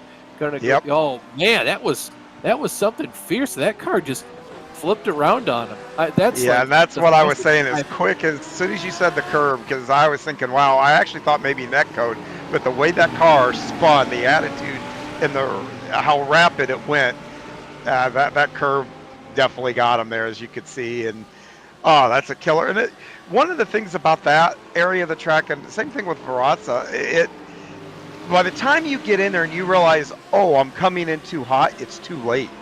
Because if you jam the brakes in either section to actually get woed up to probably where you need to be, you're going to start wheel hopping and find yourself in trouble. So both of those, by the time you're in trouble, you realize you're in trouble, it usually is too late to do anything. Yeah, John, let's just talk about, I don't think we've covered that term in these broadcasts before, that wheel hopping. That's a term we typically use for the NASCAR road course drivers. That's basically where the rear end of the car doesn't want to grip, so it starts to jump around and it's not making full contact with the track at all points in time, and that's usually when you have the car whip around on you. And I can verify here in the GT3 cars, it can happen if you stand on the brake hard. Oh, Been yeah. there, done that, bought that t-shirt. Yeah, definitely. Even though these cars do have anti-lock brake systems, as you can see, Eli Sassett continues to try to get around Mark Chapman. Mark is not making it easy for him. And we talked about that 5-second gap that Eli had back to Matthew Plaisance. Matthew's cut this gap in half, so he needs to make sure that he doesn't burn up his tires, because at some point it is now going to be a 3-horse race for this lead in the AM category. Shifting camera views here back to the Pro category. Still Ethan Bass up front, but boy, those Twisted Racing Lamborghinis continue to get closer and closer to one another. It looks like they're going to start scrapping with themselves to say, hey, you know what, I feel like I could go past Jacob, and if I can pass Jacob, I've got a pretty darn good shot at taking over the lead here from Ethan. Yeah, we're just now coming up. I'm going to guess right when these guys cross the start-finish line, it'll be about the half-point race of this race. So this is usually the time, too, that we start seeing pit stops. This is going to break up this choo-choo train here at the front of the field. I would expect, I'll be really surprised here in the next 5, within even from this lap to the next 5, 6, 7 minutes, you're going to see everybody pit. And I did just check to verify, John, we have an extra 25 minutes in this race. We're only giving these guys an extra 10 incident points. So that's another thing to watch out for, too, if you're really pushing the car early on. And you can see the drivers are really not using these runoffs as much as they were in the earlier races. And when you do kind of put an incident limit on these guys, race car drivers know when to push the car and how hard to push it. And they're going to start taking those X's when they want to and how they want to. And it's just one of those situations. You can go down and you can put in a minute 40 lap time because you got an off track. And then every other one of your laps when you don't do an off track is about a 141. So these guys are going to start taking advantage of that. Yeah, and you know, like I said, I touched on the pit stops are kind of going to break some of these parties up just a little bit here. And when that happens, I kind of wonder if guys won't start trying to push the limits, because now instead of being, you know, that 0.4 of a second behind somebody where they're just out your front windshield and, you know, you can reach out and touch them basically, to all of a sudden maybe being a second and a half, and all of a sudden you've got to push to catch back up. That's, I think, where guys are going to have to stay disciplined and stay within their race and race the track. Harry Wills, running in the top 5, had a black flag. It has since been cleared. I'd be curious as to what. Oh, maybe he had a slowdown. That might be why he had a black flag. I was worried for Harry's sake that he had already used up his allotment of those 30 incident points in order to get his first penalty of the night. But you can see in the left-hand side of your screen, he's dropped off from those front 4 guys quite considerably. Camera's still locked on this battle in the Pro-Am category. Rich Calais has the last spot on the podium. Shreyas Venkataraju wants it. And just behind those guys, Derek Miller in the 5th spot.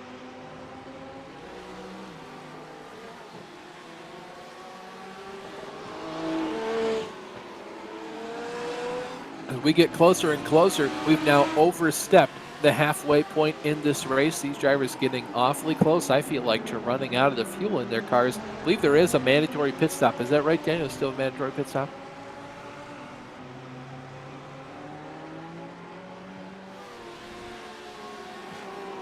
Yeah, so I mean, there's plenty of time here, and you know, the one thing you want to think about too is if you extend the pit stops out a little bit, you have to take less fuel, which means your pit stop actually gets shortened. So if you want to talk about strategy, if you run it long, all of a sudden your pit stop could go from, if you pitted now, you might have to take, you know, 6 seconds worth of fuel. If you run it long, maybe you have to take 3.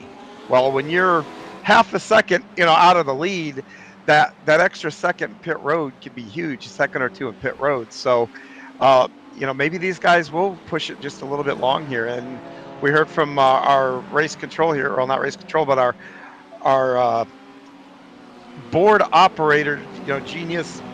I don't know how to praise him enough, right. But Daniel, they said earlier today in the the EU race, they went about 30 to 40 minutes in the runs.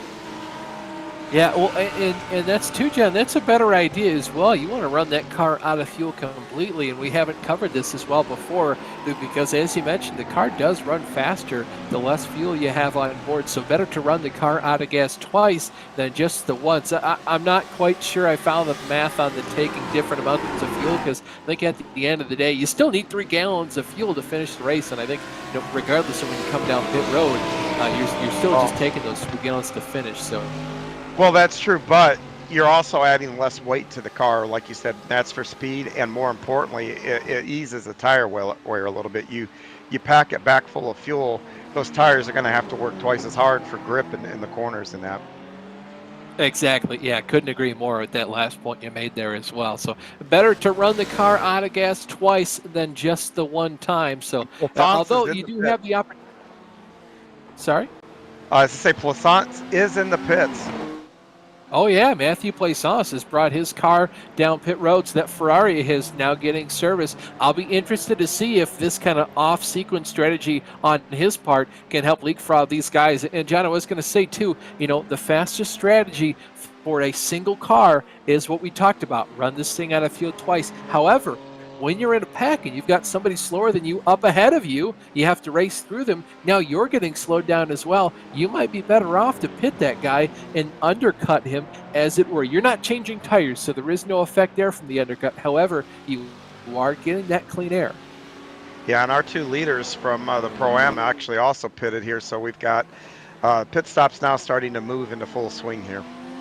Yeah, if I'm Eli Sasek right now, just seeing Matthew Plaisance and my relative all of a sudden drop from like 2 seconds to now 27 seconds back, I'm going to have to make sure I duck down pit road this time. Otherwise, I'm going to continue to be slowed down by Mark Chapman, and this could potentially hand the race over to Matthew.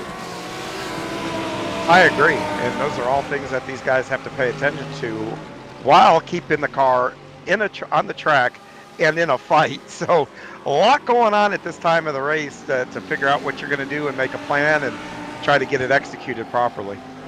And thank goodness for all those drivers like myself, a little bit skeptical of what in the world iRacing crew chief is going to do on my computer. iRacing has finally, after 12 years of being a thing, brought in the automatic fuel calculator to make sure you don't run out of fuel. That's definitely takes a lot of burden off drivers like myself, who have to not only race the car competitively against others, but also do math in my head of how much fuel I need to put in this thing. And most of us that are, how do I put this, mathematically challenged, sometimes that can be an issue. Even for someone myself, I was a math class and a half away from getting a math minor in college at an engineering school, no less, taking a lot of math classes. It's still hard for me to do in the car, so I don't blame you at all. You continue to see Mark Chapman just barely ahead of Eli Sasek. You definitely tell Mark is fighting for his life right now. He ought to be proud of the job he's doing. Oh, absolutely here. And like I said, we just had no shortage of battles. It's almost like, man, I wish there wasn't pit stops, because I know it's going to break some of these battles up just a bit. I'm okay with the pit stops. I like the strategy it brings up, and it should all come together by the end of the race. So it's a necessary evil that we're just going to have to endure. But look at this gap, John. Left-hand side of your screen. Look at the gap. Well, Mark Chapman finally decides to go down pit road. I guarantee Eli Sasek is praising him up one side and down the other after having been cussing him up one side and down the other the last 10 or so laps. I was just going to say, look at the gap between Sasek to Matthew Plaisance. It was about 27 seconds when Plaisance came off pit road. He gained 4 seconds on those 2 leaders while they continued to race with each other. You see now a lot of our leaders, Ethan Bass, leader in the pro category, has come down pit road. Kyle James Pierce, Harry Wills continue to stay out on track. Kyle Boss now down pit road as well. Here's those 2 Twisted Racing Lamborghini teammates. That's that battle I was just talking about a couple minutes ago. That is the DL and Pierce duo. Yeah, and now we got more pit stops happening here, but Plaisance is back on track. And right now you got Kyle Boss in the pits too, and so we're going to be neat to see where these guys all come back out, and like you said, where the time shakes out. And it is a fun part of the race, even for the drivers, the strategy. I, as a commentator and as a fan, I like seeing cars on top of each other and then battles, and so. But Rich Calais now at the top 3 in the Pro-Am division are all in pit lane here. Yeah, it continues to be an extremely tight battle for them in the pro category for right now. The top 3 cars composed entirely of those Twisted Racing machines. The battle you're seeing on track was the same one that we were looking at for the lead a couple laps ago. Ethan Bass in front of Jacob Schneider. That's that purple Ford up ahead of the black and gold Audi. You can see those cars they put together. They're still racing together. Yeah, and they're battling for 4th and 5th currently, but after the cycles, it should go back, I would think, unless somebody gained a huge advantage getting in and out of the pits. And that's probably a little bit to Schneider's dismay, because I think Schneider's had a little more pace than what Bass has. So, he's got to get back in the fight here. And we're starting to get into the twilight part of this race. 34 minutes in, 16 minutes to go here. So at some point, I don't want to say he's going to have to push the issue here in the next few laps, but time is running out. He better start coming up with strategy to get around them. Yeah, it certainly is. All 3 of the Twisted Racing cars, the 2 Lamborghinis, the 1 Mercedes there of Harry Wills have come down pit road. They're now leaving their pit boxes right now, so it's going to be a drag race to see who can get down to turn 1 first between those 3 Twisted Racing cars and our 2 drivers in 4th and the 5th position there. You see Schneider and Bass, and it looks like they're going to come out ahead of Harry Wills, but just behind the 2 Twisted Racing Lamborghinis. They try to do anything sleazy. Wow, what a up the inside. Yeah, they threw a block on Bass, so Bass couldn't get to that inside there. Wow, that's a good job by Bass by not just running into him, but the nice defensive move too for Pierce. He didn't do anything wrong there. Just a great tactical move there that's going to give him 2nd place. Yeah, some very respectful racing between all of our drivers here in the top 5. They've pretty much got themselves in a Twisted Racing sandwich right here. And how about that move there? James Pierce is the driver in the 1st position, it looks like, for right now. Well, Kai Dial. Sorry, I would trust that live time scoring much more than I trust the iRacing stuff on our screens. Kai Dial continues to stay in the 1st position. The battle you're looking at on your screen, Mark Chapman ahead of Aaron Beaver. Those drivers just now getting ready to be lapped by our leaders overall in the pro category. And they're all still in the line right there around each other. So now I'm happy. Pit stops are awesome. We can move on to the 2nd part of this race. Yeah, I gotta love how all those different strategies come into play. I'll still be interested. Matthew Plaisance right now has the lead over Eli Sasek by about 2.5 seconds. That's where I was talking about. Sometimes you can pit earlier than some of your competition. You come out on top. I'll be curious, though. Eli Sasek ran down Matthew Plaisance by 4 seconds over the course of, 12 minutes in the race earlier. Can he do it again with half that time? Did he burn up his tires a little bit too much? It's going to come down to the wire. Yeah, I believe it is too. And, we'll talk about pit road here real quick. Where you can make up a lot of time is like on pit entrance. Some guys will slow up and get their speed down to pit road. But if you can get in there, 10 feet, 20 feet further, that can make up time. And then, gassing it up, everybody's got pit rev limiters, but if you can get on contact. Oh, man. Sorry, John. As their leaders are coming through the AM category, the pro guys, continues to be contact. The 2 Twisted Racing Lambos were getting into each other. There was contact between the driver, I believe, John Casey, in 5th place, actually doored the purple Ford GT there of Ethan Bass. That really got Ethan sideways, almost allowed for Jacob Schneider to send him up the inside. Mark Chapman goes for a spin, courtesy of Kai DL. Yeah, that's you're playing a dangerous game there when you're holding up the lead lap guys that are obviously maybe a little bit quicker than you there. And I don't know if he was just trying to get to a spot where he could pull over, not lose a whole lot of time there. But that got exciting. Yeah, this is one of those situations I can. Whoa! Look at this shot upside the inside here. Ethan Bass goes for and the it's not gonna work out. They're spinning behind him too. All 4. 4 of the top 5 drivers there in the pro category all went dead sideways. Oh, and now look at Mark. He's going to get right back in with these guys. Man, that was that was awful ambitious by Bass, but you know what's crazy is they're all still together after spinning. There's very few times in my life as a commentator has my voice gotten that high pitched. That was absolute insanity. We'll see if we can get a replay of that in a couple of seconds, but there's still some awesome battling going on track. Jacob Schneider, the big winner and all that. Oh, he's past the wall. Into the wall hard. And I was going to say, it's not even the last lap of the race. These guys are racing like it is. I was doing commentary on a short track Saturday night style yesterday for a different NASCAR league, and this was not as exciting, or that was not as exciting as this is absolute bonkers, John. I don't get this, man. Yeah. Boy, these guys are getting awful racing. Yeah, awful racing. This is a good track to do it. I mean, there's a lot of technical parts, a lot of high-speed braking. There's a lot of opportunity to do a lot of things. You just have to be careful, as Ethan Bass found, not to get over ambitious in any of these corners, because you'll get into trouble. And I guarantee you, it all looked good until it didn't for Ethan. And once it didn't look good, it's too late. There's not going to be a whole lot. I mean, you could try to minimize the damage of what is about to happen, but it's too late to avoid the inevitable. This is a replay. Daniel, can we get a chopper view? Thank you, sir. Ethan Bass shot his car up the inside. Looks like he had that move done, and he just was not given enough room there by James Pierce before he came down the track. That's what sent them spinning. Can we look at that replay, Daniel? Let's look at the cars in 3rd and 4th position. I don't think Bass overdrove that. It looked like he didn't have a whole enough room. Yeah. I mean, I think to be honest, I think that's a racing deal, because I won't be a bit surprised if you've had this happen.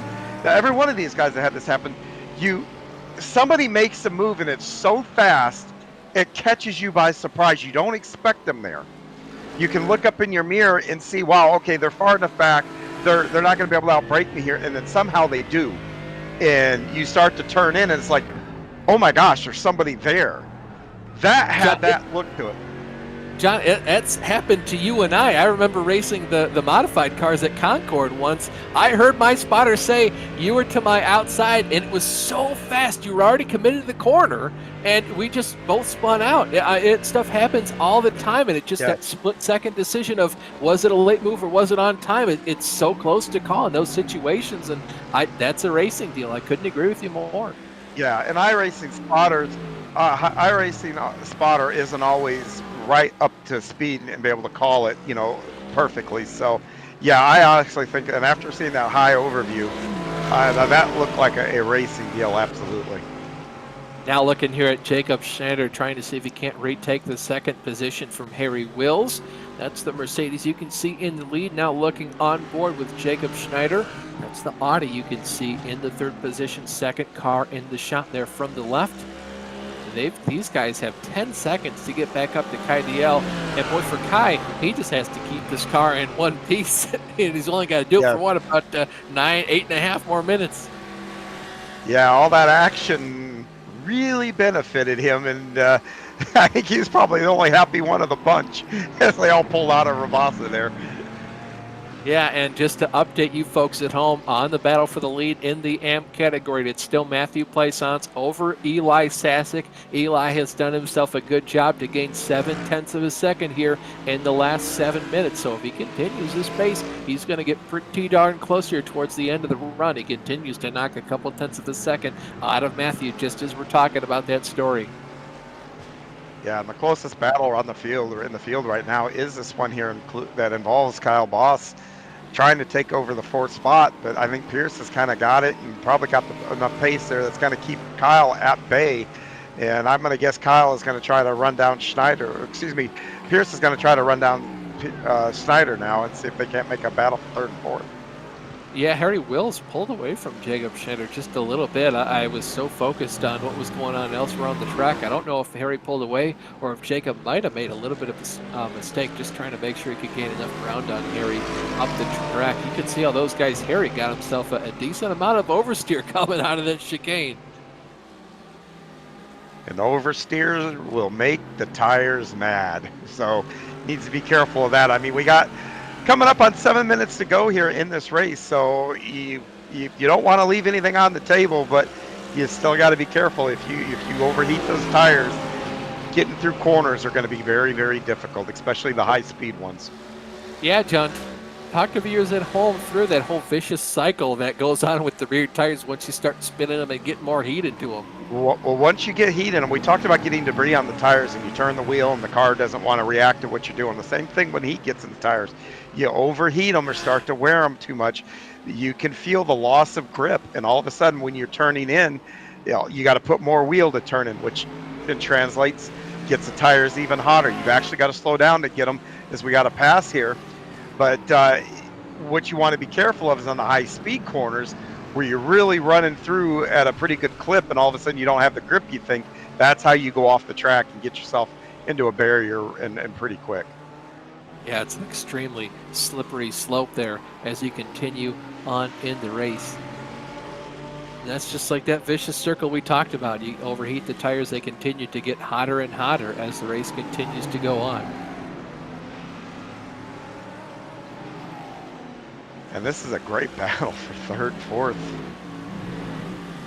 Still nose to tail. And I mean, they're not really a challenge, but enough of a challenge where it poses a little bit of a threat. And, you know, the guy in front, you know where he's at. You know, you can't make a mistake. And that, you know, even though you're not on that bumper, it still creates pressure.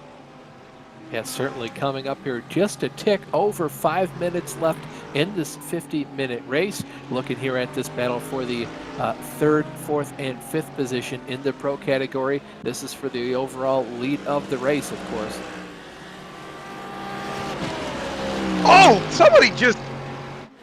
I don't know if they missed the pit road. That's Schneider. Man, that was a hard lick for him. That is a race-ending hit. Yeah, I almost want to... Someone needs to call and check in on him there at probably that. At least he's moving and conscious. I don't know. I can't even offer an explanation to what might have happened unless there was some kind of hardware issue. Yeah, you can see the look of disappointment over on his face, checking the Discord. I think that was him leaving his call. We'll see if he hops in here. I'd be interested to hear what happened there, but that was very unfortunate for him.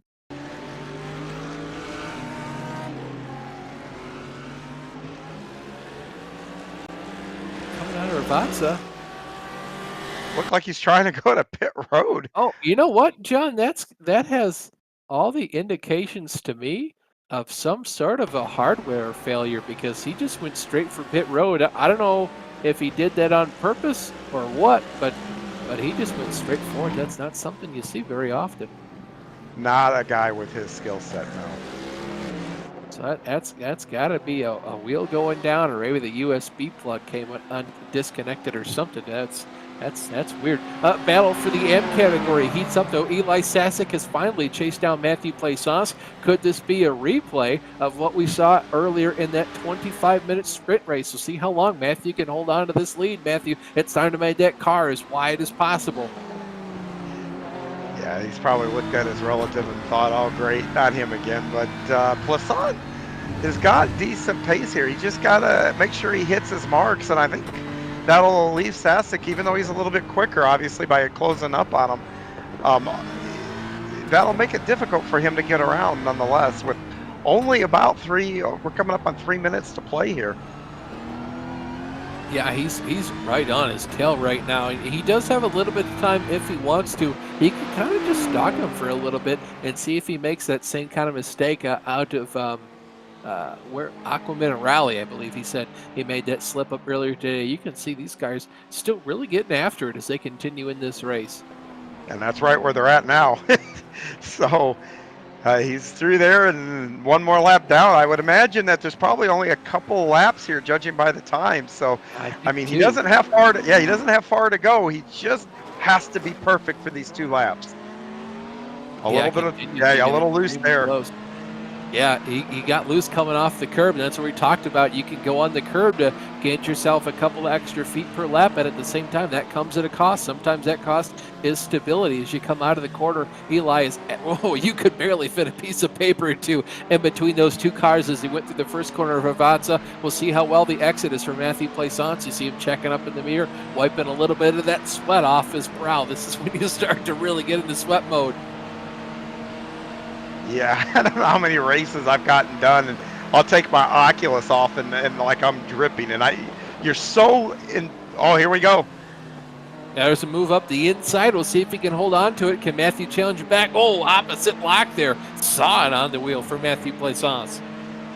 Yeah, nice textbook move of outbraking somebody into a corner there. But yeah, like you said, the sweat part, you're so involved in that tunnel vision, you just don't realize. And the race comes to a checker, and all of a sudden you realize, wow, I got a little worked up, got a little bit of a workout there. Yeah, he's really getting after it. Saw it on the wheel there for sure.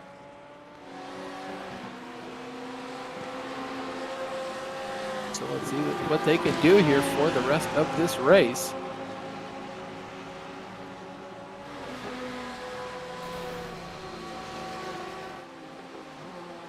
Currently on the top of the board in the pro category, it's Kai DL, Harry Wills in second, James Pearson third, Kyle Boss fourth, Alex Murray there in the 5th position. The driver we're looking at here is the one and only Rich Calais. He's in second place in the Pro-Am category. He's got Derek Miller right on his tail there. You can see just about a little over, a little under, 3/4 of a second back.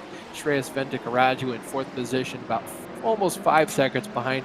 He's kind of considerably out of this battle for the top podium spots. Kai DL here coming through Avanza for what should be the second to last time. I think he's got to make it to the start-finish line before we run out of time completely, so this should be him getting the white flag this time by. Yep, I think I see it waving right there in that shot. White flag in the air.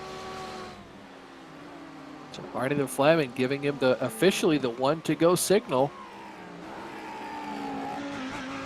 He only has to get through the track one last time. You can see he's been giving up a lot of time. He had a 10-second lead just a couple laps ago. And at this point, John, it's the exact same thing you do at a party where you don't necessarily want to get plastered for your way home. He's just nursing this thing around the track right now, and you can't fault him. But again, it's one of those situations where you can all of a sudden come out of the zone in terms of racecraft, and this might be just where you make a little bit of a mistake.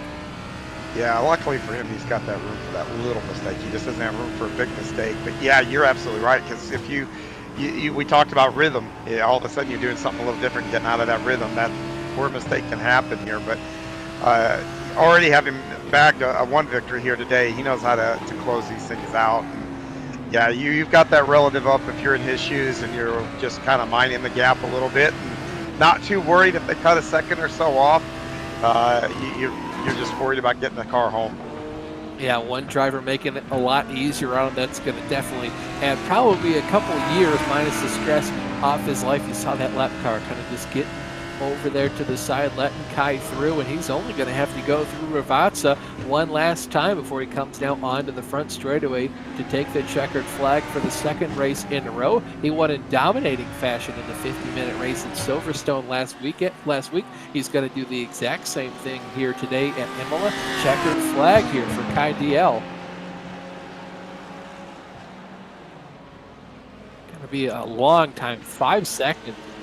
To Harry Wills, and it was Matthew Plaisance, the driver that got out of his way there. He'll take the checkered flag and 2nd position in the AM category. So Eli Sasek, he's pretty much just has to make the car get around the track one last time. I don't know what happened. Technically, Eli started that last lap, but whatever. Regardless, Mark Scott here in the lead for the Pro-Am category. He's got just a little bit over a 2.5-second lead over Rich Calais. That's that brightly colored Lamborghini you see there in the background, making his way through Ravazza as well. Checkered flag here in the Pro-Am category for Mr. Mark Scott at Imola in his Porsche. Nice run for Mr. Scott, and then a nice run for a couple of these guys here with these podiums. And I see a lot of names that I saw on the first go around the podium, so good overall points day for a lot of these guys. Yes, sir. Eli Sasek, one of the last drivers here to cross the start-finish line. The last of our leaders, certainly, to do it in his Twisted Racing BMW. He only has a couple more corners as well. Pretty much a dominant victory for him today. Won both the 25-minute sprint race and now the 50-minute endurance race. Should be a pretty good haul of points for him, and I think he's going to come out of here definitely with the lead over Matthew Plaisance. They came into this race tied on points.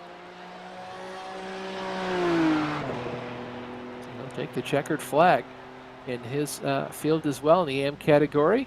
Eli Sasek grabbing another win. And with that, what a fantastic race. Yeah, that was awesome. I can't remember the last time I have seen a race go that crazy with that much time left in. I mean, that battle for the overall race win in the pro category was absolute insanity. Here are the race results on your screen. Kai Diel comes home in the first position. Harry Wills in second. James Pierce in third. Kyle Boss fourth. Alex Murray rounds out the top five. Chase Wilson in sixth. Jeremy Littleton seventh. Chris Long in eighth. Jacob Schneider in ninth. Ethan Bass rounds out the top 10. Dean Timms rounds out your 11 car field. In the Pro-Am category now, the driver coming home with the race victory and the checkered flag in that for the 50-minute affair. Mark Scott first. Rich Calais second. Derek Miller rounds out the podium. Shreyas Ventikaraju in fourth. Justin Rousseau in fifth. Blake Scott sixth. Braden Melling seventh. Jeff Carollo in eighth. Strong run for Jeff today. He held on to the lead for a long time before that car snapped out from under him. Hard lick for him. Kyle Smith ninth. Nick Stein 10th. Christopher Johnson in 11th. And last but not least, in the AM category, Eli Sasek stormed up through the field past Matthew Plaisance with just a couple laps to go. He'll come home in the second position. Aaron Beaver going to round out the top three. Mark Chapman fourth. John Casey fifth. Rick Swan sixth. Eric Papineau seventh. Greg Brockway rounds out the 8-car field. And John, I think it's time to talk to some of our drivers. Waiting by, looks like we're going to talk to Mark Scott here. Mark, a pretty solid race today. I mean, talk me through it from your perspective. It didn't look like you were going to have won the race earlier on. No, you're right. It didn't. Being in the Porsche had a little bit of a disadvantage, I feel, at this track. Didn't qualify very well at all for the first race, and then with the inversion in the second race, I was starting back in 8th place. So just took my time and let everything just come to me. There were a few wrecks that happened, and I was able to squeak by and not get any damage. Well, talk me through your strategy for the pit stop. Were you actually out of fuel, or did you just figure, hey, if I can undercut these guys, get some clean air for myself, I could be sitting quite pretty by the end of this thing? Well, my son and I were running first and second at the time, and we were trying to figure out if we should pit early and try and avoid coming up on some lap traffic, or try and make the whole fuel stint. And we decided to go for the whole stint. So it kind of paid off, and we came out. Actually, he unfortunately got a pit speed penalty, so he had to serve a 45-second penalty. So that sort of handed the lead over to me at that point. Gotcha. Well, Mark, this has got to be a lot of good momentum heading into next race. You're going to be out here. I know we do have a drop week or two for this league. Do we expect to see you next week here, same time, same place? Oh, yeah. I'm not going to miss it. This is a lot of fun. Yeah, the race was absolute craziness today. You got to love this track. Imola, one of my favorites, and I have to assume it's probably yours as well after this victory today. But what do you got to make sure that, you talk about being in the same place, same time, that you come home in the same position next week? I'm hoping so. I normally don't like this track, but tonight it was favoring me. So, yeah, I had a great time. Thanks for all your hard work, guys. And Harry, thanks for the league. Great job. Yeah, well, Mark, that's everybody you want to give a shout out to. We like to just give the drivers one last shot to thank all the people they want to. Need to shout out Aerokinetics Racing, the whole team. We did a great job tonight. I think we had 3 or 4 cars out there, and everyone brought it home in one piece. So shout out to Aerokinetics. Yeah, well, shout out to you yourself for taking the time to talk to us, Mark. Congratulations on the win, man. Thank you very much. Have a good night. Mark Scott comes home to win the Pro-Am category. And now, John, I believe my myself. Kyle Boss has now caught up with John. Hey guys, how are you? Hey Kyle, how are you, man? What a great run for you.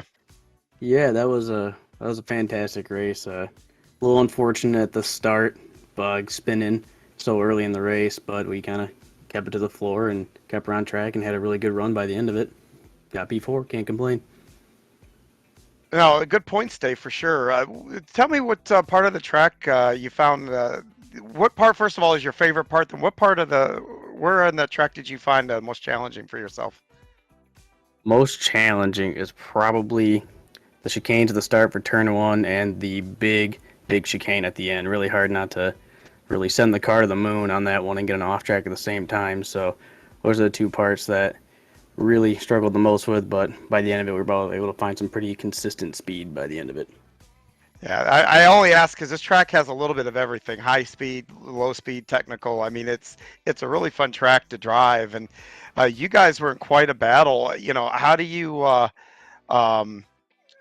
manage your patience coming back up to the field after your spin and being a little, probably, I don't want to say hot under the collar, but having to regain a little flustered trying to get my composure back. Yeah, most definitely those first few laps, I was just mad. I was just driving angry, really scrubbing the tires, and with the Merc, it's all about patience and waiting on it to rotate, waiting for the front to do everything.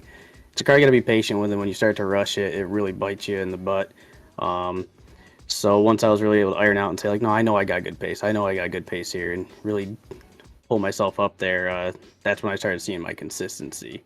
Just having faith in the car, faith in the setup, some great guys that helped us with the setups. So I knew I had pace, and it was just really on me at that point. I just had to make sure I got the car down the road. Well, we're still fairly early in the season. What are your expectations as you move forward here for the rest of the season? High hopes. Confidence is pretty booming right now. Those first couple races were terrible. They're really gutted about Daytona because it's a stronger track for me, and to finish so far down on there because of damage, it was not a good way to start. In Silverstone, not gonna lie, no practice there. Very bad at that track. So then Imola was a big confidence boost, and so I've got high hopes for the going forward here. I do want to quickly thank IMB for giving us a ride this year and sponsoring us, and really have to shout out Mike Ula and Matteo Calstani at Majors Garage for really helping me get this car squared away. Wouldn't be having the success I'm having right now without their help. Well, that was going to be my next question, who you wanted to give shout outs to, but you took care of that. I wish you the best of luck, and we will be following you the rest of the season there, and hopefully now this is a good precursor to what's going to be coming down the road for you. Absolutely. We appreciate you guys with your broadcast. You guys keep it up. You guys do great. Well, thank you very much. That's Cal Boss. And Austin? Yeah, we've now caught up with James Pierce. James, that was a pretty crazy race you went through. Talk me through it from your perspective. Yeah, it was kind of realized it was going to be a fuel mileage race. Kind of made that decision early on with Kai.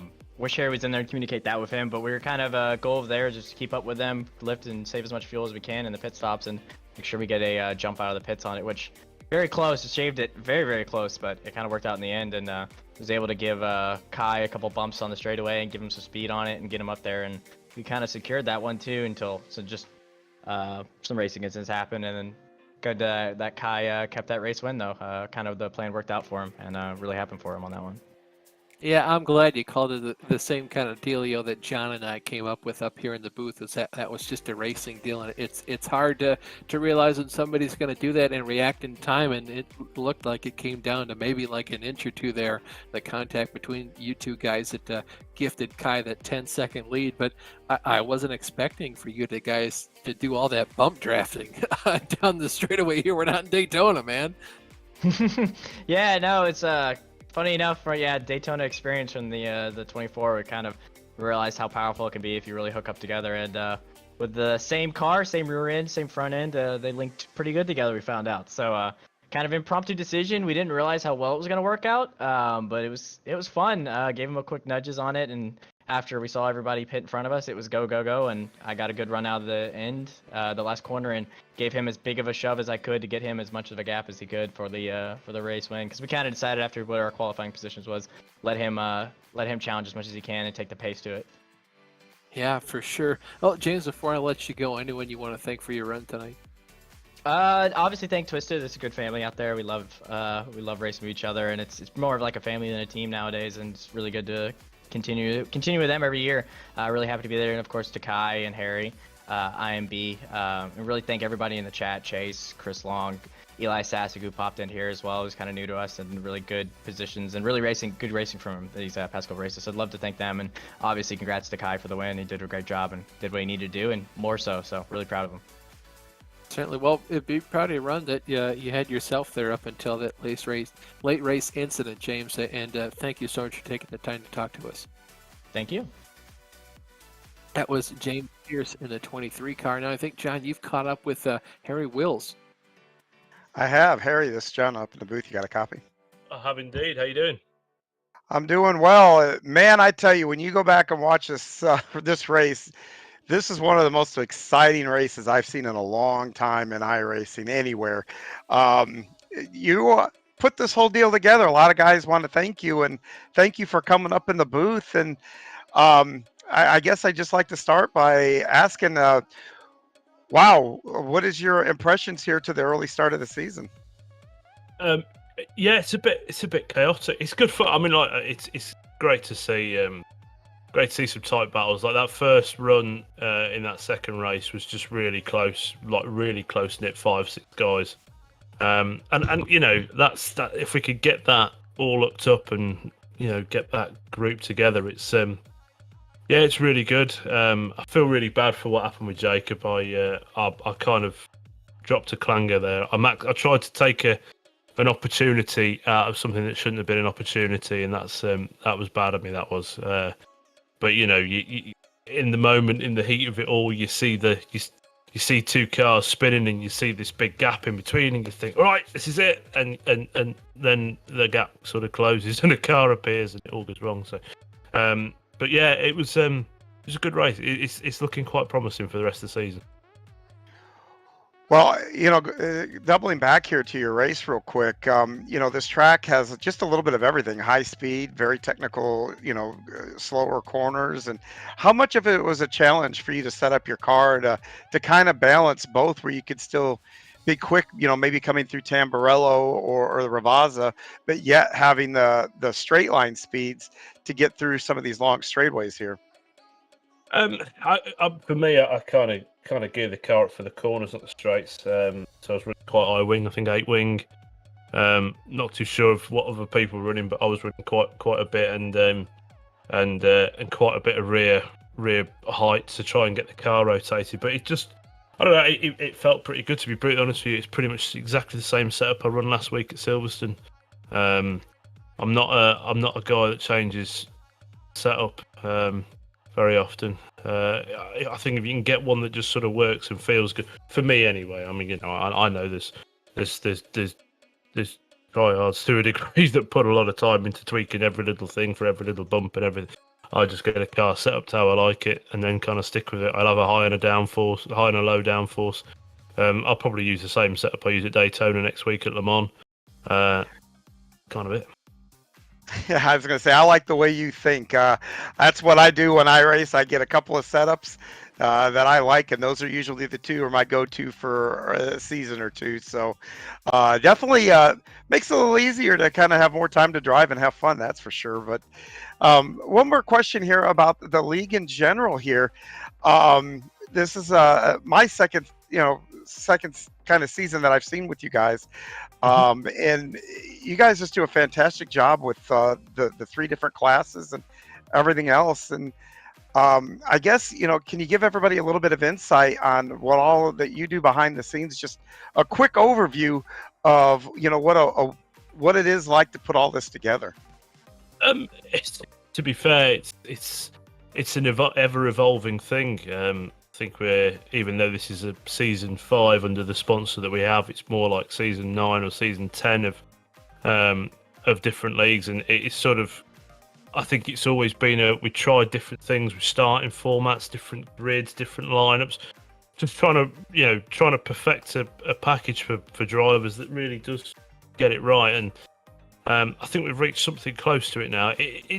I mean, you can change format and it can work one season, then you get a different group of drivers that make it different the next season. It's hard work to sort of tailor it around people. But I mean, it's I'd say on a race night, it's quite a stressful thing because obviously the session's going up, session's going down, sorting grids out, sorting points out, blah blah blah blah. It's Wednesdays are a chaotic evening to say the least, but it's good fun. Like we have a real good fun in putting together the series. We love nothing more than seeing, drivers turn up, have a good race, have a good battle, put a bit of strategy in, kind of what it's there for. Trying to build the sprint race and an endurance race and get all the stuff of the endurance race into a 50-minute thing with fuel and tires and all that strategy side of things.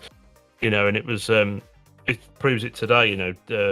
James and Kai just working so well together to get that fuel saved, and then we're able to jump on the pit stop, Ethan and Jacob, and that's it. That it captures that little bit of endurance racing just on a that bigger picture endurance racing on a smaller scale. But it'll never be perfect, I don't think. And also, obviously, with driving standards and things like that, and things we have to do in regards to penalties and post-race stuff, and Dean and Taylor and various other people that work very hard on that side of it.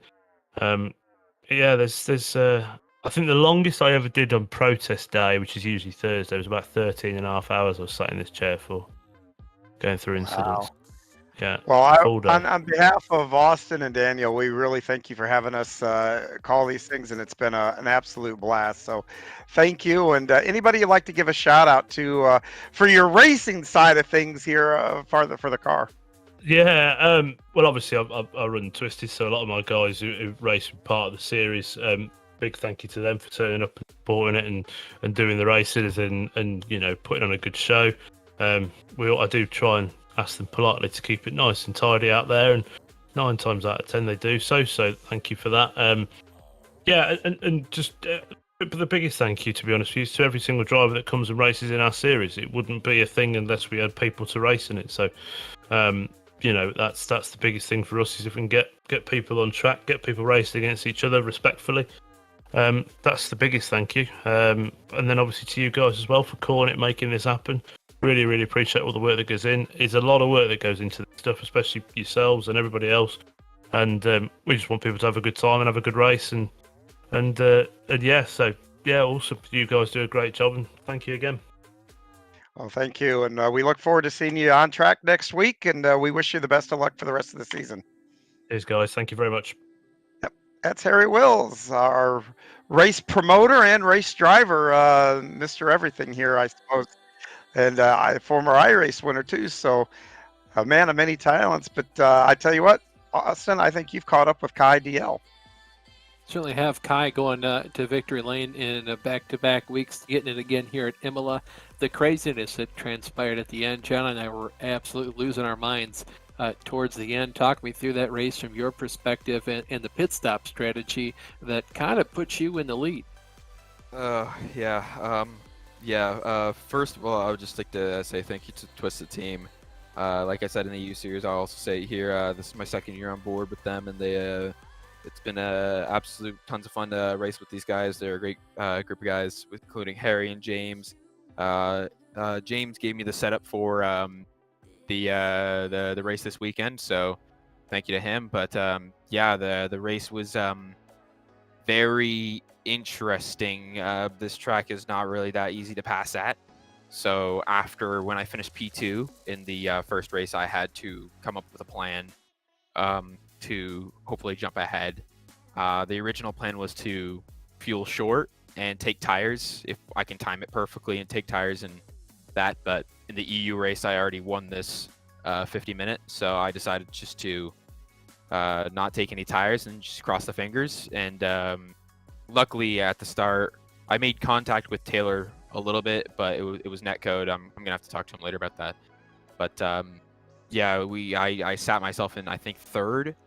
But those guys were pushing pretty hard. But I knew Ethan had a fast car on the straight, so it was gonna be difficult for Schneider to get past. So I decided to link up with James, and me and James came up with a plan to just sit behind and just save fuel what we can. And then when they go in for their pit stops, either depending on what pit stops happen, if they go in early, we go late. If they keep on going late, we go just before when they pit. And they dived in one at a time, and me and him just pushed each other on the straightaways, built us a little bit of a gap when we came out of the pits, and then it was just pure chaos. We had lap traffic. We had I think maybe 6 pro drivers stacked up in a line with 10 minutes to go. So it was very nerve-wracking. If you made any mistake, they're either going to be alongside you or they're going to get by you. So yeah, and then I had an AM driver that was in front of me. It was just pure chaos, to be honest. It was majority of this race. I think it was skill, because coming from almost bare last to win, but I think I definitely did get lucky too with that I never got hit by Ethan when he dive bombed James, and then with the AM, and I was also riding on a 29X, so like Silverstone, one more and I would have had a drive-through penalty and Harry would have won it.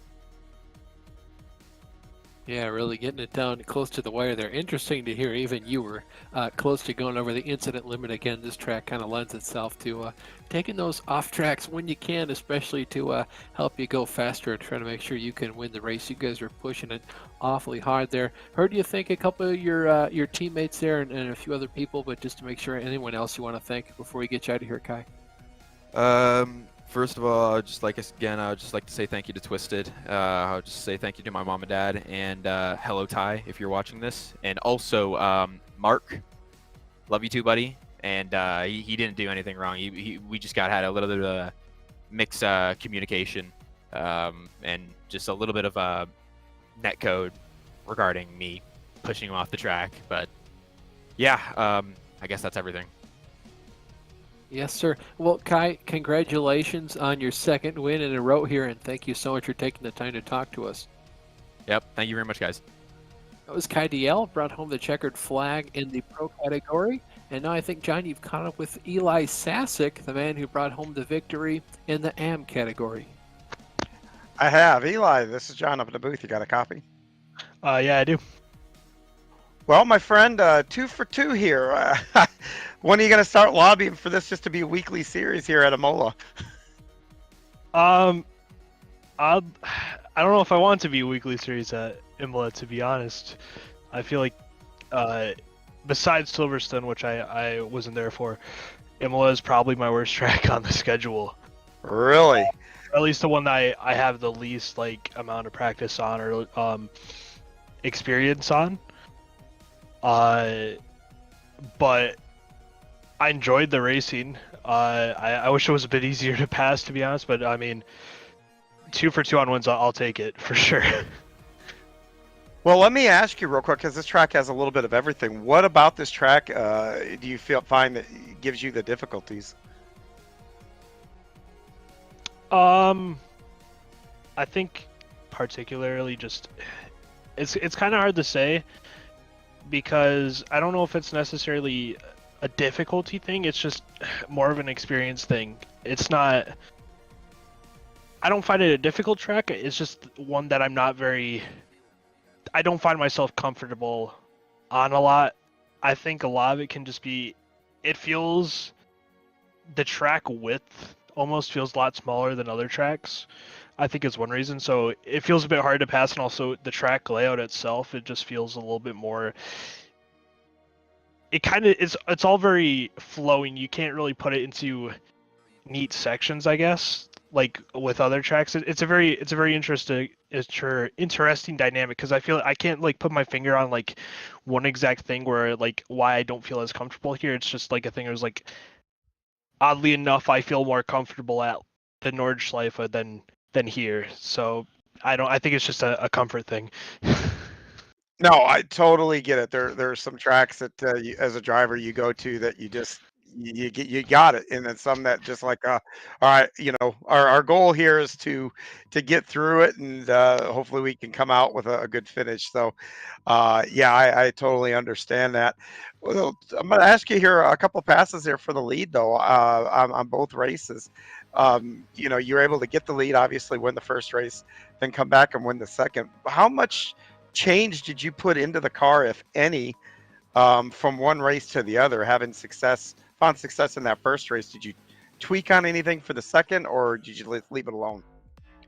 I largely just left it alone. I didn't really have any time between the races to tweak anything.